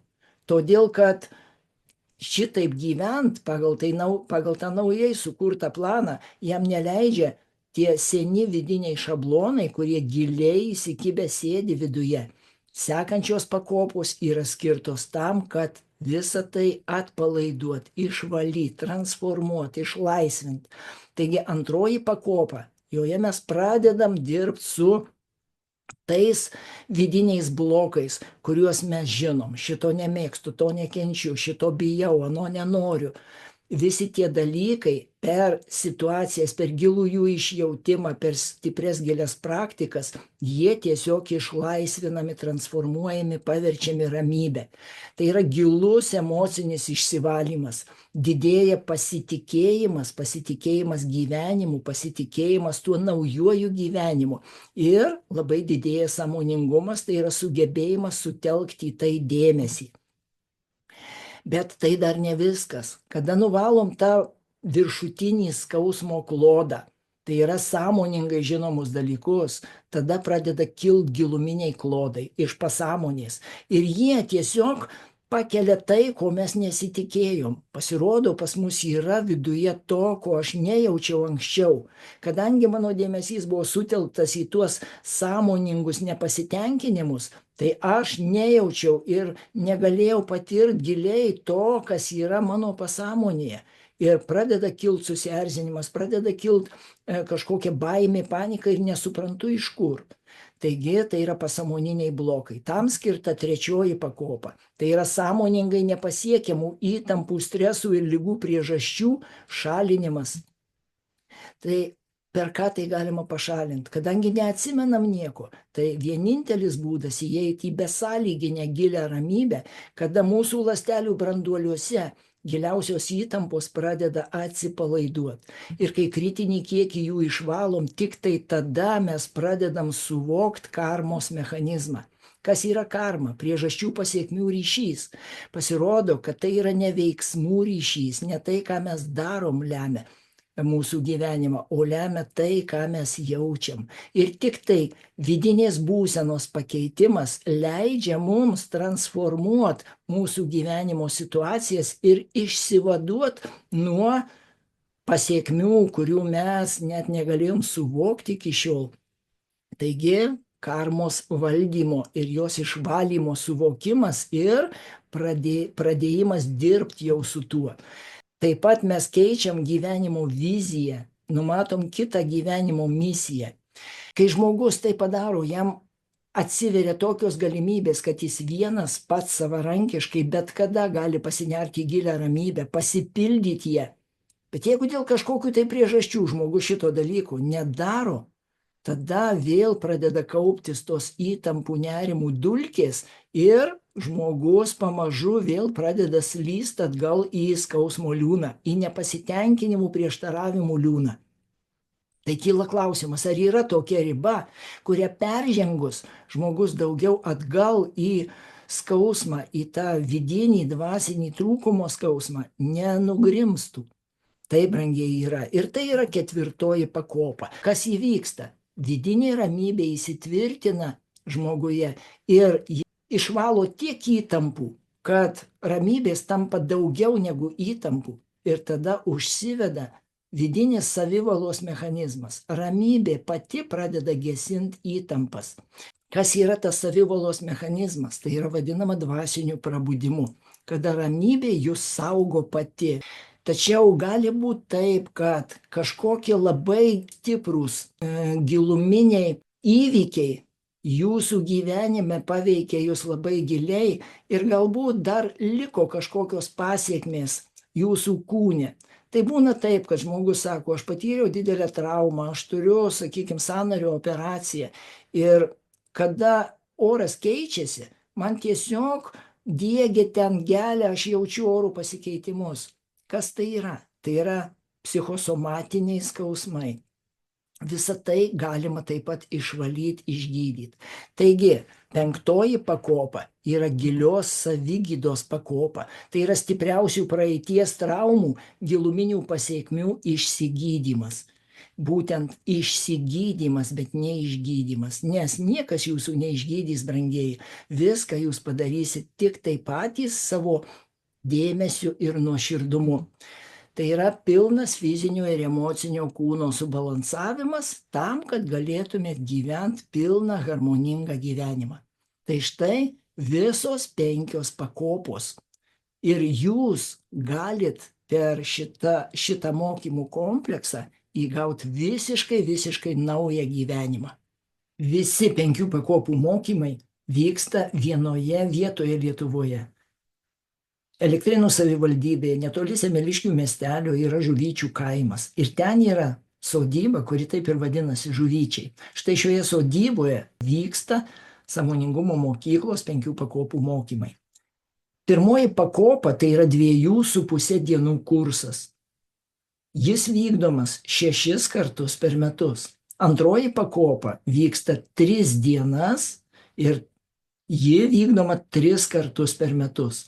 3 pakopa tai yra 6 dienų kursas ir vyksta 2 kartus metuose. 4 pakopa tai yra 9 dienų kursas ir tai vyksta 1 kartą metuose. Ir 5 pakopa tai yra 4 dienų kursas ir taip pat vykdomas 1 kartą metuose. Tai, brangieji, sąmoningumo mokykla jinai dirba ir kontaktiniai sąmoningumo mokyklos mokymai tai yra pati esmė, į kur aš ir sakau žmonėms, ateikit čia ir tada galėsim pereiti pilnai iki pilno dvasinio prabudimo. Jeigu tai nevyktų, jeigu tai neduotų rezultatų, seniai būtų viskas numirę. Kritinį kiekį atsiliepimų peržiūrėkit tam, kad tikrai suvoktumėt, kad tai tikrai vyksta. Ir ką?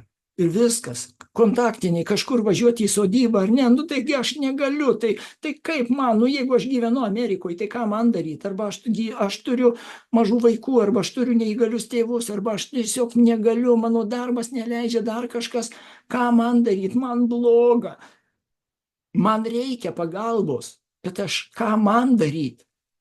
Ir kada aš susidūriau su šito dalyku, tiesiog gimė 4 savaičių internetinio mokymų kursas, kuris ir vadinasi Laimingo gyvenimo raktas, išsilaisvinimo pagrindai.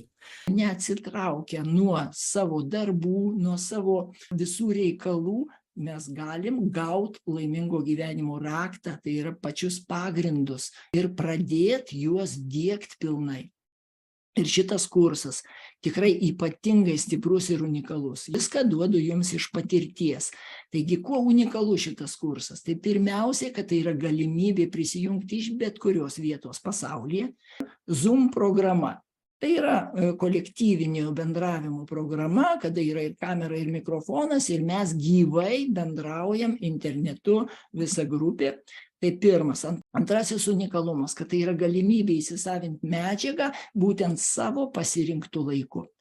Jeigu jūs negali dalyvauti konkrečioje kolektyvinėje konsultacijoje, kurių per savaitę būna 2 konsultacijos, negali dalyvauti, tai įrašą visada gali persižiūrėti jums patogiu laiku. Įrašai prieinami visiems grupės nariams ir visam laikui. Ir jeigu jūs kažką tame įraše dar nesupratot, kažkas neaišku, tai yra tada galimybė konsultuotis. Ir konsultuotis ne tik su manim, bet pirmiausiai su kitais dalyviais, nes yra angelų programa šitame kurse, kuri duoda galimybę bendradarbiauti, aiškintis ir kur kas daugiau klausimų gyvenimiškų iškelt, negu kad vienam pačiam. 4 savaitės, 4 turėsi porininkus ir bendravimą atidaro unikaliai, nuostabiai ir labai praplečia galimybės toliau gyvenime rast atramos taškus. Tu nebijosi žmonių, nebijosi bendravimo, nebijosi klaust, nebijosi patart pats ir pasitikėti kito patarimais. Tai labai stipru. Ir Sekantis unikalumas tai yra neribotų asmeninių konsultacijų galimybės. Šitame kurse nėra jokių papildomų mokesčių visiškai ir aš atiduodu save tiek, kiek reiks. Todėl kiekvienas dalyvis visada gali gauti asmeninę konsultaciją neribotų kiekių. Ir galimybė individualiai spręsti savo gyvenimo problemas, kiekvienas jūs pasidarot savo išvadas, pamatot save kaip visiškai unikalią individualybę ir atrandat galimybės, kaip tvarkytis būtent jums pačiam su savim. Tai 4 savaitės dirbam, sekmadienio vakare mes darom įvadą, visą mokymų struktūrą susidėliojam, viską pilnai išsiaiškinam, kaip kas vyks ir tada per 4 savaitės jūs gaunat kaip dovaną kurse 15 valandų unikalios video medžiagos, tai yra tuos 4 seminarus, jie įeina į kurso resursus, tiesiog jūs juos gaunat visam gyvenimui. Kiekvieną savaitę po 2 kolektyvinės konsultacijas, tai yra 8 kolektyvinės konsultacijos. Jeigu jūs negalit kažkokiame grupinėme renginyje užsiėmime dalyvauti, kažkokio konsultacijų pavyzdžiui, tai jūs visada galite peržiūrėti įrašą jums patogiu laiku ir visada galite išsiaiškinti visus klausimus be papildomų išlaidų, be jokių papildomų mokėjimų su manim tiek, kiek reikia. Jo konsultacijos neribojamos. 4 savarankiškų darbų metodinės medžiagos blokai ir, kai padarom savarankiškus darbus, kiekvieną savaitę analizuojam juos. Tai 4 savarankiškų darbų analizės ir aptarimo sesijos. Ir individualios konsultacijos su manimi be ribų kurso metu. Kursas tikrai labai intensyvus ir labai transformuojantis. Pabaigoje mes padarom apibendrinimus ir rekomendacijas. Ir labai svarbu šitoje vietoje, kad jūs būtinai kritinį kiekį atsiliepimų apie šitą kursą peržiūrėtumėt. Ką gauna žmonės perėję per šitą kursą. Ir pasižiūrėkit, ar tikrai ir ar jums to reikia. Peržiūrėkit tiek atsiliepimų, kad tiesiog nebeliktų abejonių jums, kad eitumėt ne šiaip pasidomėt, o tikrai žinotumėt, ko jūs ten einat. Tai per šitą kursą žmonės ką įgauna? Atranda savyje besąlyginio pasitikėjimo ir besąlyginės meilės jausmą. Tai yra pilnos galimybės. Aišku, jeigu tu visiškai ignoruosi ir neieškosi, tai aišku, kad tu jį neatrasi, bet tie, kurie eina, tie tikrai atranda. Galimybė atstatyti savyje valios, ryžto, entuziazmo resursus. Įsisąmonint naujus savęs ir visumos suvokimo pagrindus ir ne bet kaip, o pagrįstus pagrindus, nes tu jau įsitikinsi, kad per argumentus, faktus, įrodymus, patvirtinimus tu tikrai įsitikinsi, kad tie pagrindai yra garantuoti ir tikri. Išmoksit efektyviausiai suvaldyti net mirtiną stresą. Naudosim kosmonautų techniką, elementarią, bet super efektyvią, unikaliai. Tai stipriausias pasaulyje streso valdymas, visą tai aš pilnai perduosiu jums. Išmoksit paprastų ir labai efektyvių laimės praktikų kasdienybėje. Taip paprasta ir taip gera. Tiesiog kodėl iki šiol nenaudojam, tai bus labai keista. Ir tos priemonės padės išlaikyti dvasinę pusiausvyrą kasdienybėje ir jūs pradėsit mylėti save tokius, kokie esat. Jums nereikia keistis, jums negalima keistis.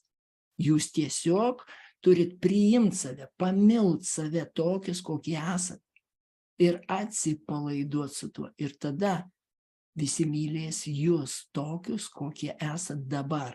Ir nereikia jums ten dešimtmečiais kažką tai rauti iš savęs, skaudinti save ir stengtis, o tiesiog atsipalaiduosit ir džiaugsitės gyvenimu. Ar tikrai tai vyksta? Mielieji, minutį su trupučiu, skirkit dabar laiką ir tiesiog pažiūrėkit, ką žmonės kalba, kokie rezultatai gaunasi. Dėkoju visatai už galimybę, kuri man buvo suteikta dalyvauti 4 savaičių tam laimingo gyvenimo rakto kurse. Tai iš tikrųjų, ką galiu pasakyti, aš tiek daug gavau, iš tikrųjų, aš tiek daug pasiėmiau, aš tiek viską suvokiau. Tai yra tokia vertė. Tai ir mano aplinka visa, ir mano vaikai, ir mano vyras visi sako, kad aš labai pasikeičiau. Jo aš ir pati jaučiu, kai aš išlaisvėjau. Dabar tikrai žinau, kas yra gyvenimas, aš dabar gyvenu, mėgaujuosi gyvenimu. Tai yra neįkainojama, ką aš gavau iš tikrųjų. Mano būsena, kokia buvo, kai aš atėjau, aš jau galvojau, kad turbūt nėra tokios jėgos šitoj žemėje, kuri galėtų mane nuo to išlaisvinti. Tai va šiandien galiu pasakyti, tikrai yra ir tikrai kiekvienas galim laisvai gyventi ir pamiršti ten atkabinti, kaip aš sakau, tą savo praeitį, nes Robertas mane išmokino ją atkabinti, tai žinokit, galima gyventi kitaip. Tikrai. Ar tai tikra? Tiesiog jūs matėt. Jūs matot tą nuoširdumą, kas gaunasi. Ar kiekvienas žmogus tai gauna? Žinot, aš Lizmos laimės niekam negaliu pastatyti. Todėl kiekvienas jūs atrasit tai patys, bet visos galimybės atveriamos unikaliai šitame kurse, tai tikrai vyksta. Nuspręskit, ar jums to reikia. Jeigu nesurezonuos, nesuvibruosi, sakysit, ai, gal jis nematė, čia man ir taip gerai, tada nereikia, tada ir neikit. Bet jeigu jūs pajausit, kad tai yra tai, ko man tikrai jau seniai reikia, tada ateikit į tą kursą ir pamatysit, kaip tai gaunasi. O visus Sąmoningumo mokyklos Gyvenimo rytas vykdomų mokymų grafikus rasite Gyvenimo ryto internetinėje svetainėje www.gyvenimorytas.lt. Neabejoju, kad jūs pajautėt tą esmę, kad tas jausmas giliai pas mus yra. Ir žinot ką, aš niekada neduodu tik teorijos, kad žmonės paklausytų ir viskas. Aš duodu taip pat ir praktiką, kad jie aiškiai patirtų savimi, kad visa tai tikra tiesa, kad tai egzistuoja. Galbūt mes dar nemokam pilnai to išnaudoti ir pilnai įeiti į tai, bet kiekvienas iš jūsų turi patirti, kad visa tai yra gyva, kad visa tai yra garantuota ir kad tas jausmas, tas centras, jis yra visada mumyse. Tai kaip jį atrast, kaip jį pajaust. Ir kai jūs pajausit, jūs tada sakysit, viskas, aš tikrai noriu, man tikrai to reikia, aš keliausiu į tai.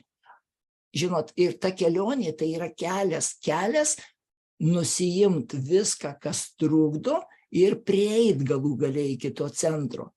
Tai yra būtent kelias. Pas vieną daugiau ten užkrauta, pas kitą mažiau, bet kokiu atveju mes turėsim visą tai nuimti. tą įėjimą atlaisvinti, nes dabar jisai užgriuvęs, užverstas nuoskaudomis, įtampomis, skubėjimais, nerimais, pergyvenimais. Visą tai reikia atlaisvinti. Ir tai yra kelias. Taigi mes prieisim per plyšelį, per tai pagyvensim tame ir jūs nuspręsit, eit artyn ar neiti į tai, ar jūs veža, ar jūs veda į tai. Taigi atliksim štai tokią praktiką, meilės pažadinimo savyje meditaciją. Žinot, aš ją vadinu gyvenimo ryto vizitinė kortelė. Šitą meditaciją jūs tikrai galit įsigyti ir nuolat atnaujinti savo meilės resursą, vėl ir vėl pereidami per šitą jausmą. Tai jūs tai galite rasti gyvenimo ryto internetinėje svetainėje, pačioje pradinėme puslapyje, iš karto jūs atrasit galimybę įvesti savo elektroninį paštą ir parsisiųsti ir naudoti sistemingai. Tuo labiau, kad kiekvieną savaitę mes po kartą kolektyviai šitą meditaciją atliekam. Jūs turbūt jau žinot, kad kiekvieną rytą gyvenimo ryto Facebooko paskyroje vyksta kolektyvinės ryto meditacijos. Nemokamos, tiesiog kiekvienas gali įeiti į gyvenimo ryto Facebooko puslapį ir ten 6:30 kiekvieną rytą vyksta kolektyvinė rytinė meditacija. Taigi, jeigu dar neprisijungėt, tai tikrai junkitės, kvieskit savo draugus, artimuosius, pažįstamus, giminės, tuos, kurie jums brangus, kurie nors šiek tiek pritarė šitam dalykui, pakvieskit. Mes mokomės eiti į centrą, mokomės eiti į šaltinį, po truputį, po žingsnelį, mes kiekvieną rytą keliaujam į tą pusę. 7 dienos savaitėje, 7 meditacijos, kurios skirtos vis po žingsnelį žengt gilyn ir gilyn į savo širdį. Taigi, junkitės prie to. O šiandien mes atliksim būtent šitą meilės pažadinimo savyje meditaciją.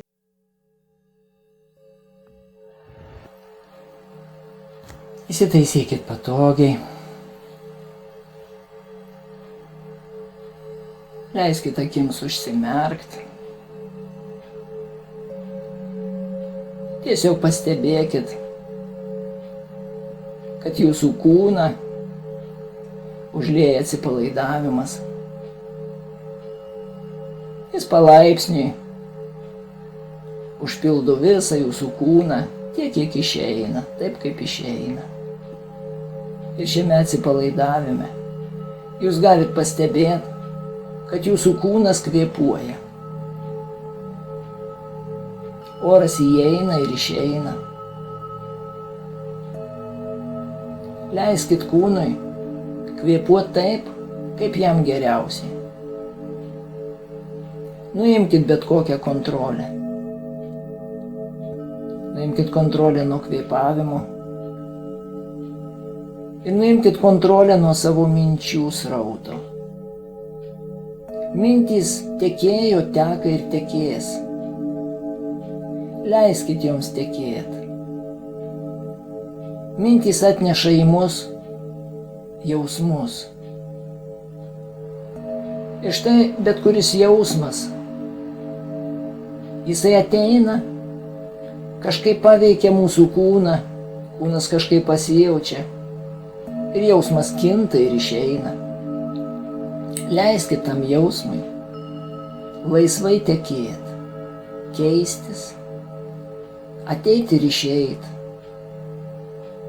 Visa tai yra upė.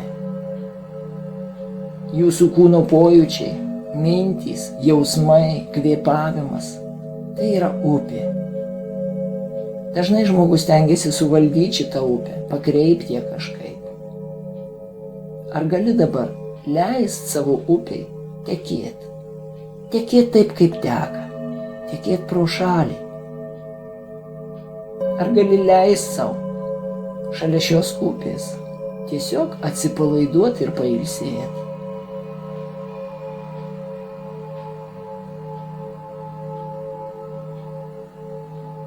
Ar gali leist savo pailsėti kaip pliaže, kada visa diena laisva, kada niekur nereikia skubėti, kada gali įkvėpti taip, kaip įsikvėpi, ir iškvėpti taip, kaip patinka, taip, kaip gera. Pajausk tą būseną gerą, taip, kaip išeina.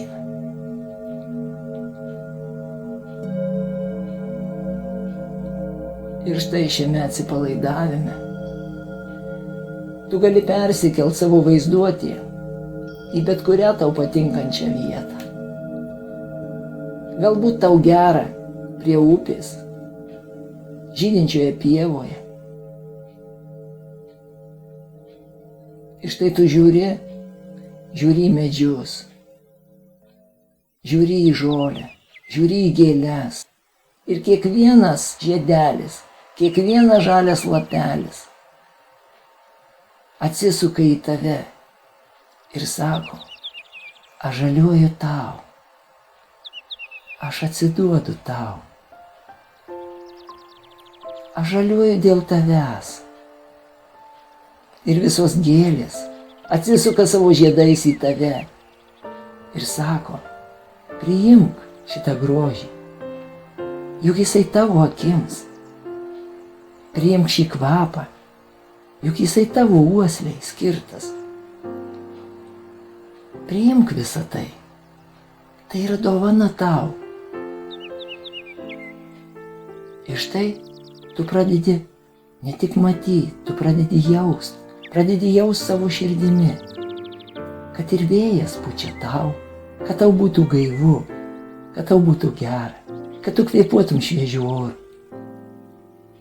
Juk ir dangus žydras tau, kad tu galėtum žvilgtelti į jį ir tau būtų gera. Juk ir saulė šviečia tau, kad būtų šviesu ir šilta, kad būtų gera. Ir štai šitos dovanos tiesiog atiduodamos tau. Ir tavo širdyje kyla šiltas dėkingumo jausmas. Ir kada tai tavyje kyla, tai tiesiog pradeda liestis su aplinka. ir aplinka kažkaip kitaip į tave pasisuka. Ir štai tu dirsteli, iš už netoliese esančio krūmo pasirodo grakšti stirna. Jinai atsisuka, pasižiūri į tave ir, o Dieve, jinai nebėga. Jinai atsisuka ir ateina pas tave. Žiūri su pasitikėjimu. Jinai prieina prie tavęs ir paliečia savo snukučiu tavo skruostą. Ir štai jinai klaupiasi prie tavęs, gulasi prie tavęs ir deda galvą tavo ant kelių. Ir tavo širdis tiesiog apsala, jinai net sustingsta ir nesinori net pajudėti. Bet stirna pakelia galvą, pažiūri į tave pasitikinčiom akim, lyg nusišypsotų. Ir dar labiau prie tavęs prisiglaudžia, deda galvą tavo ant kelių. Tu švelniai glostai jos kaklą. Ir tavo viduje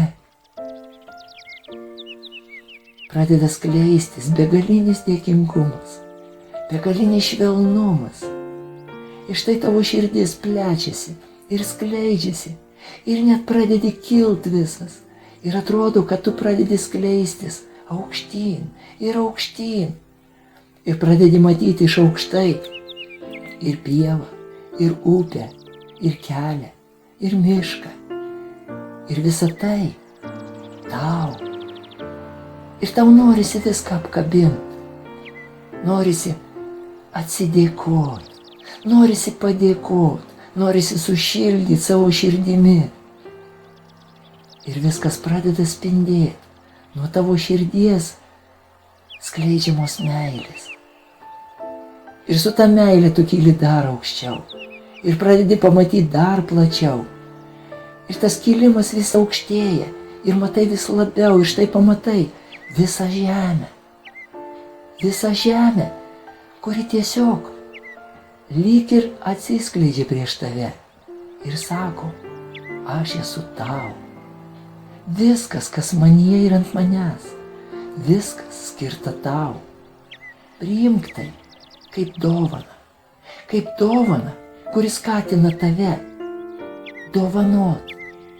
Išdalink mane, išdovanok mane visiems per savo širdį. Ir štai begalinis noras daryti kitiems gerą skleidžiasi kartu su žeme. Tu susijungi su žeme, tu apsikabini su ja, apsikabina širdys. Ir jų plakimas suvienodėja. Ir visatos ritmas per žemę sklinda į tavo širdį. Tum, tum, tum. Mylėk, mylėk, mylėk. Apkabink visus, tarnauk visiems. Kokį reikia iš tavęs kitiems. Atiduok tai, apkabink, mylėk. Ir štai su šituo jausmu, kartu su žeme, tu pradedi kilt dar aukščiau. Ir štai prieš tave visa visata. Prieš tave žvaigždynai rūkai, galaktikos, visas kosmosas. Ir visa tai mirguliuoja ir spindi. Spindi begalinė meilė šviesa. Lyg tai sako, aš spindžiu tau. Aš atsiduodu tau. Priimk tai kaip dovaną ir išdalink tai viskam. Visos dovanos, kurias tu nešiesi per gyvenimą, skirtos ne tau. Kiekvienam, kas prie tavęs prieina, įteik savo dovanų, mielasis, ir tai bus didžiausia dovana tavo širdžiai. Tu pats esi dovana savo. Atiduok viską ir paskęsk begalinėje pilnatvėje, nes tu būsi pilnas tik tada, kada išdalinsi viską. Tavo širdis susipildys begalinė meilė ir ramybė. Paskęsk tame, ištirpk tame. Užliek viską savo meilę ir ramybę. Išdalink tai ir ilsėkis. Ilsėkis begalinėme atidavime, begalinėje tarnystėje. begalinėje ramybėje ir pusiausvyroje.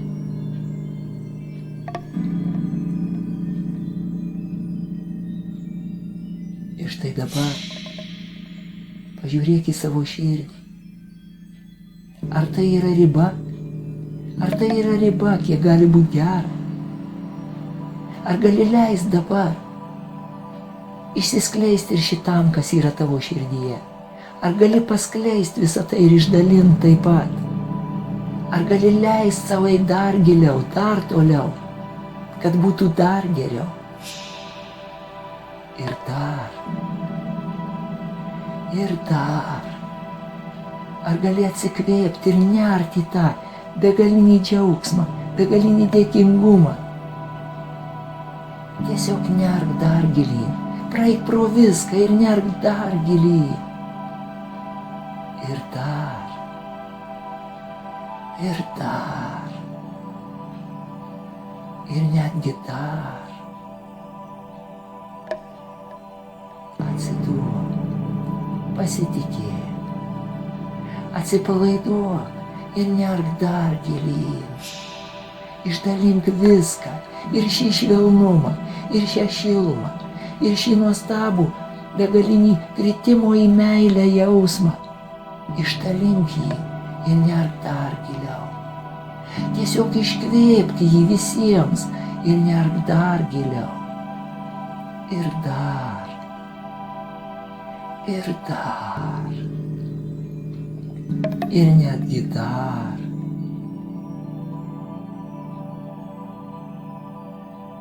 Ilsėkis. Ilsėkis begalinėme kritime į meilę.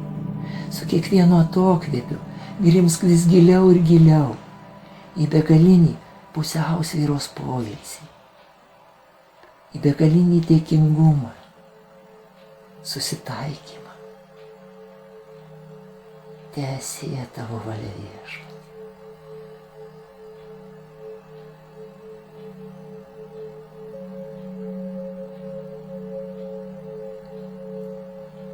Ir štai su šita begalinė ramybė,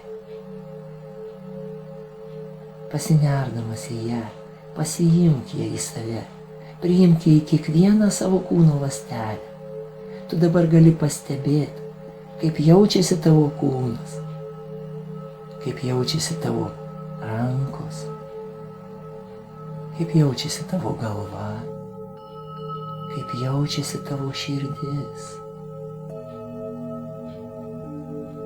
Įsimink šį begalinės meilės, susitaikymo, dėkingumo, nuolankumo ir atsipalaidavimo jausmą.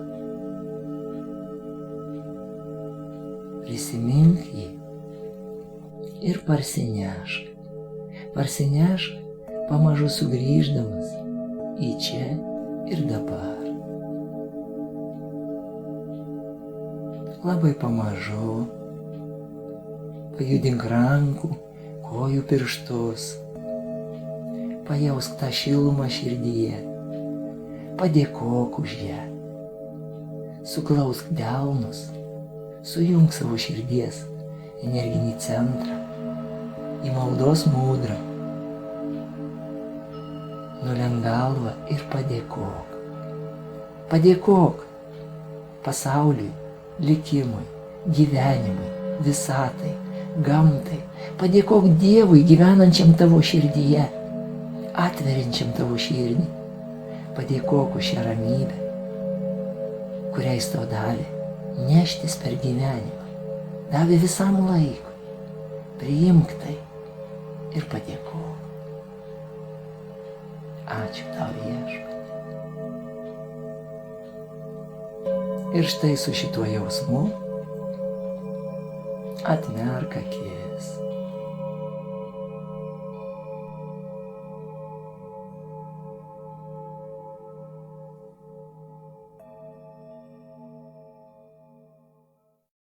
Tai, ką mes įpratę daryti, tai mums atrodo natūralu ir tai atrodo visuomeniai priimtina ir tai mums leidžia mūsų vidus. Bet eiti į save, knistis ten, kapstytis, netgi žiūrėti ten, būt savyje, sėdėti čia dabar užsimerkus, tai yra neįprasta. Mūsų taip nemokino. Ir vis tik mes tampam kažkiek baltomis varnomis, todėl kai kurios žmonės tai baugina. Nes tai, ką jie pamato savo viduje, jie pamato negalėjimą būti tame viduje, pamato nepatogumą, pamato baimę, pamato baimę išsiskirt, ką kas pagalvos ir daug kompleksų. Todėl šitas kelias pačioj pradžioj nėra lengvas. Ir žinot, jį pradeda eiti tie, kurie jau tas nepatogumas jis ir yra, bet skausmas gyvent senoviškai jau yra stipresnis. Va tada žmogus eina ir perlipa pakankamai lengvai per šitą baimę, nepatogumą, būt savyje, stebėt save, nerti į savo gelmę. Tai aš nuoširdžiai linkiu jums kuo lengviau perėti šitą slenkstį ir eit. Ir niekada nesustot. Tai yra begalybės kelias. Keliaukit šituo keliu, brangiai, pradėkit jį ir ženkit ir dar. Žinokit, kiekviename žingsnelyje bus naujos patirtys, kurios bus vis gilesnės ir gilesnės, vis džiaugsmingesnės ir džiaugsmingesnės. Pradžioje kyla ten visi tie pasipriešinimai, paskui bus vis ramiau, vis giliau ir lengviau. Tai nuoširdžiai linkiu jums keliauti šitą kelionę.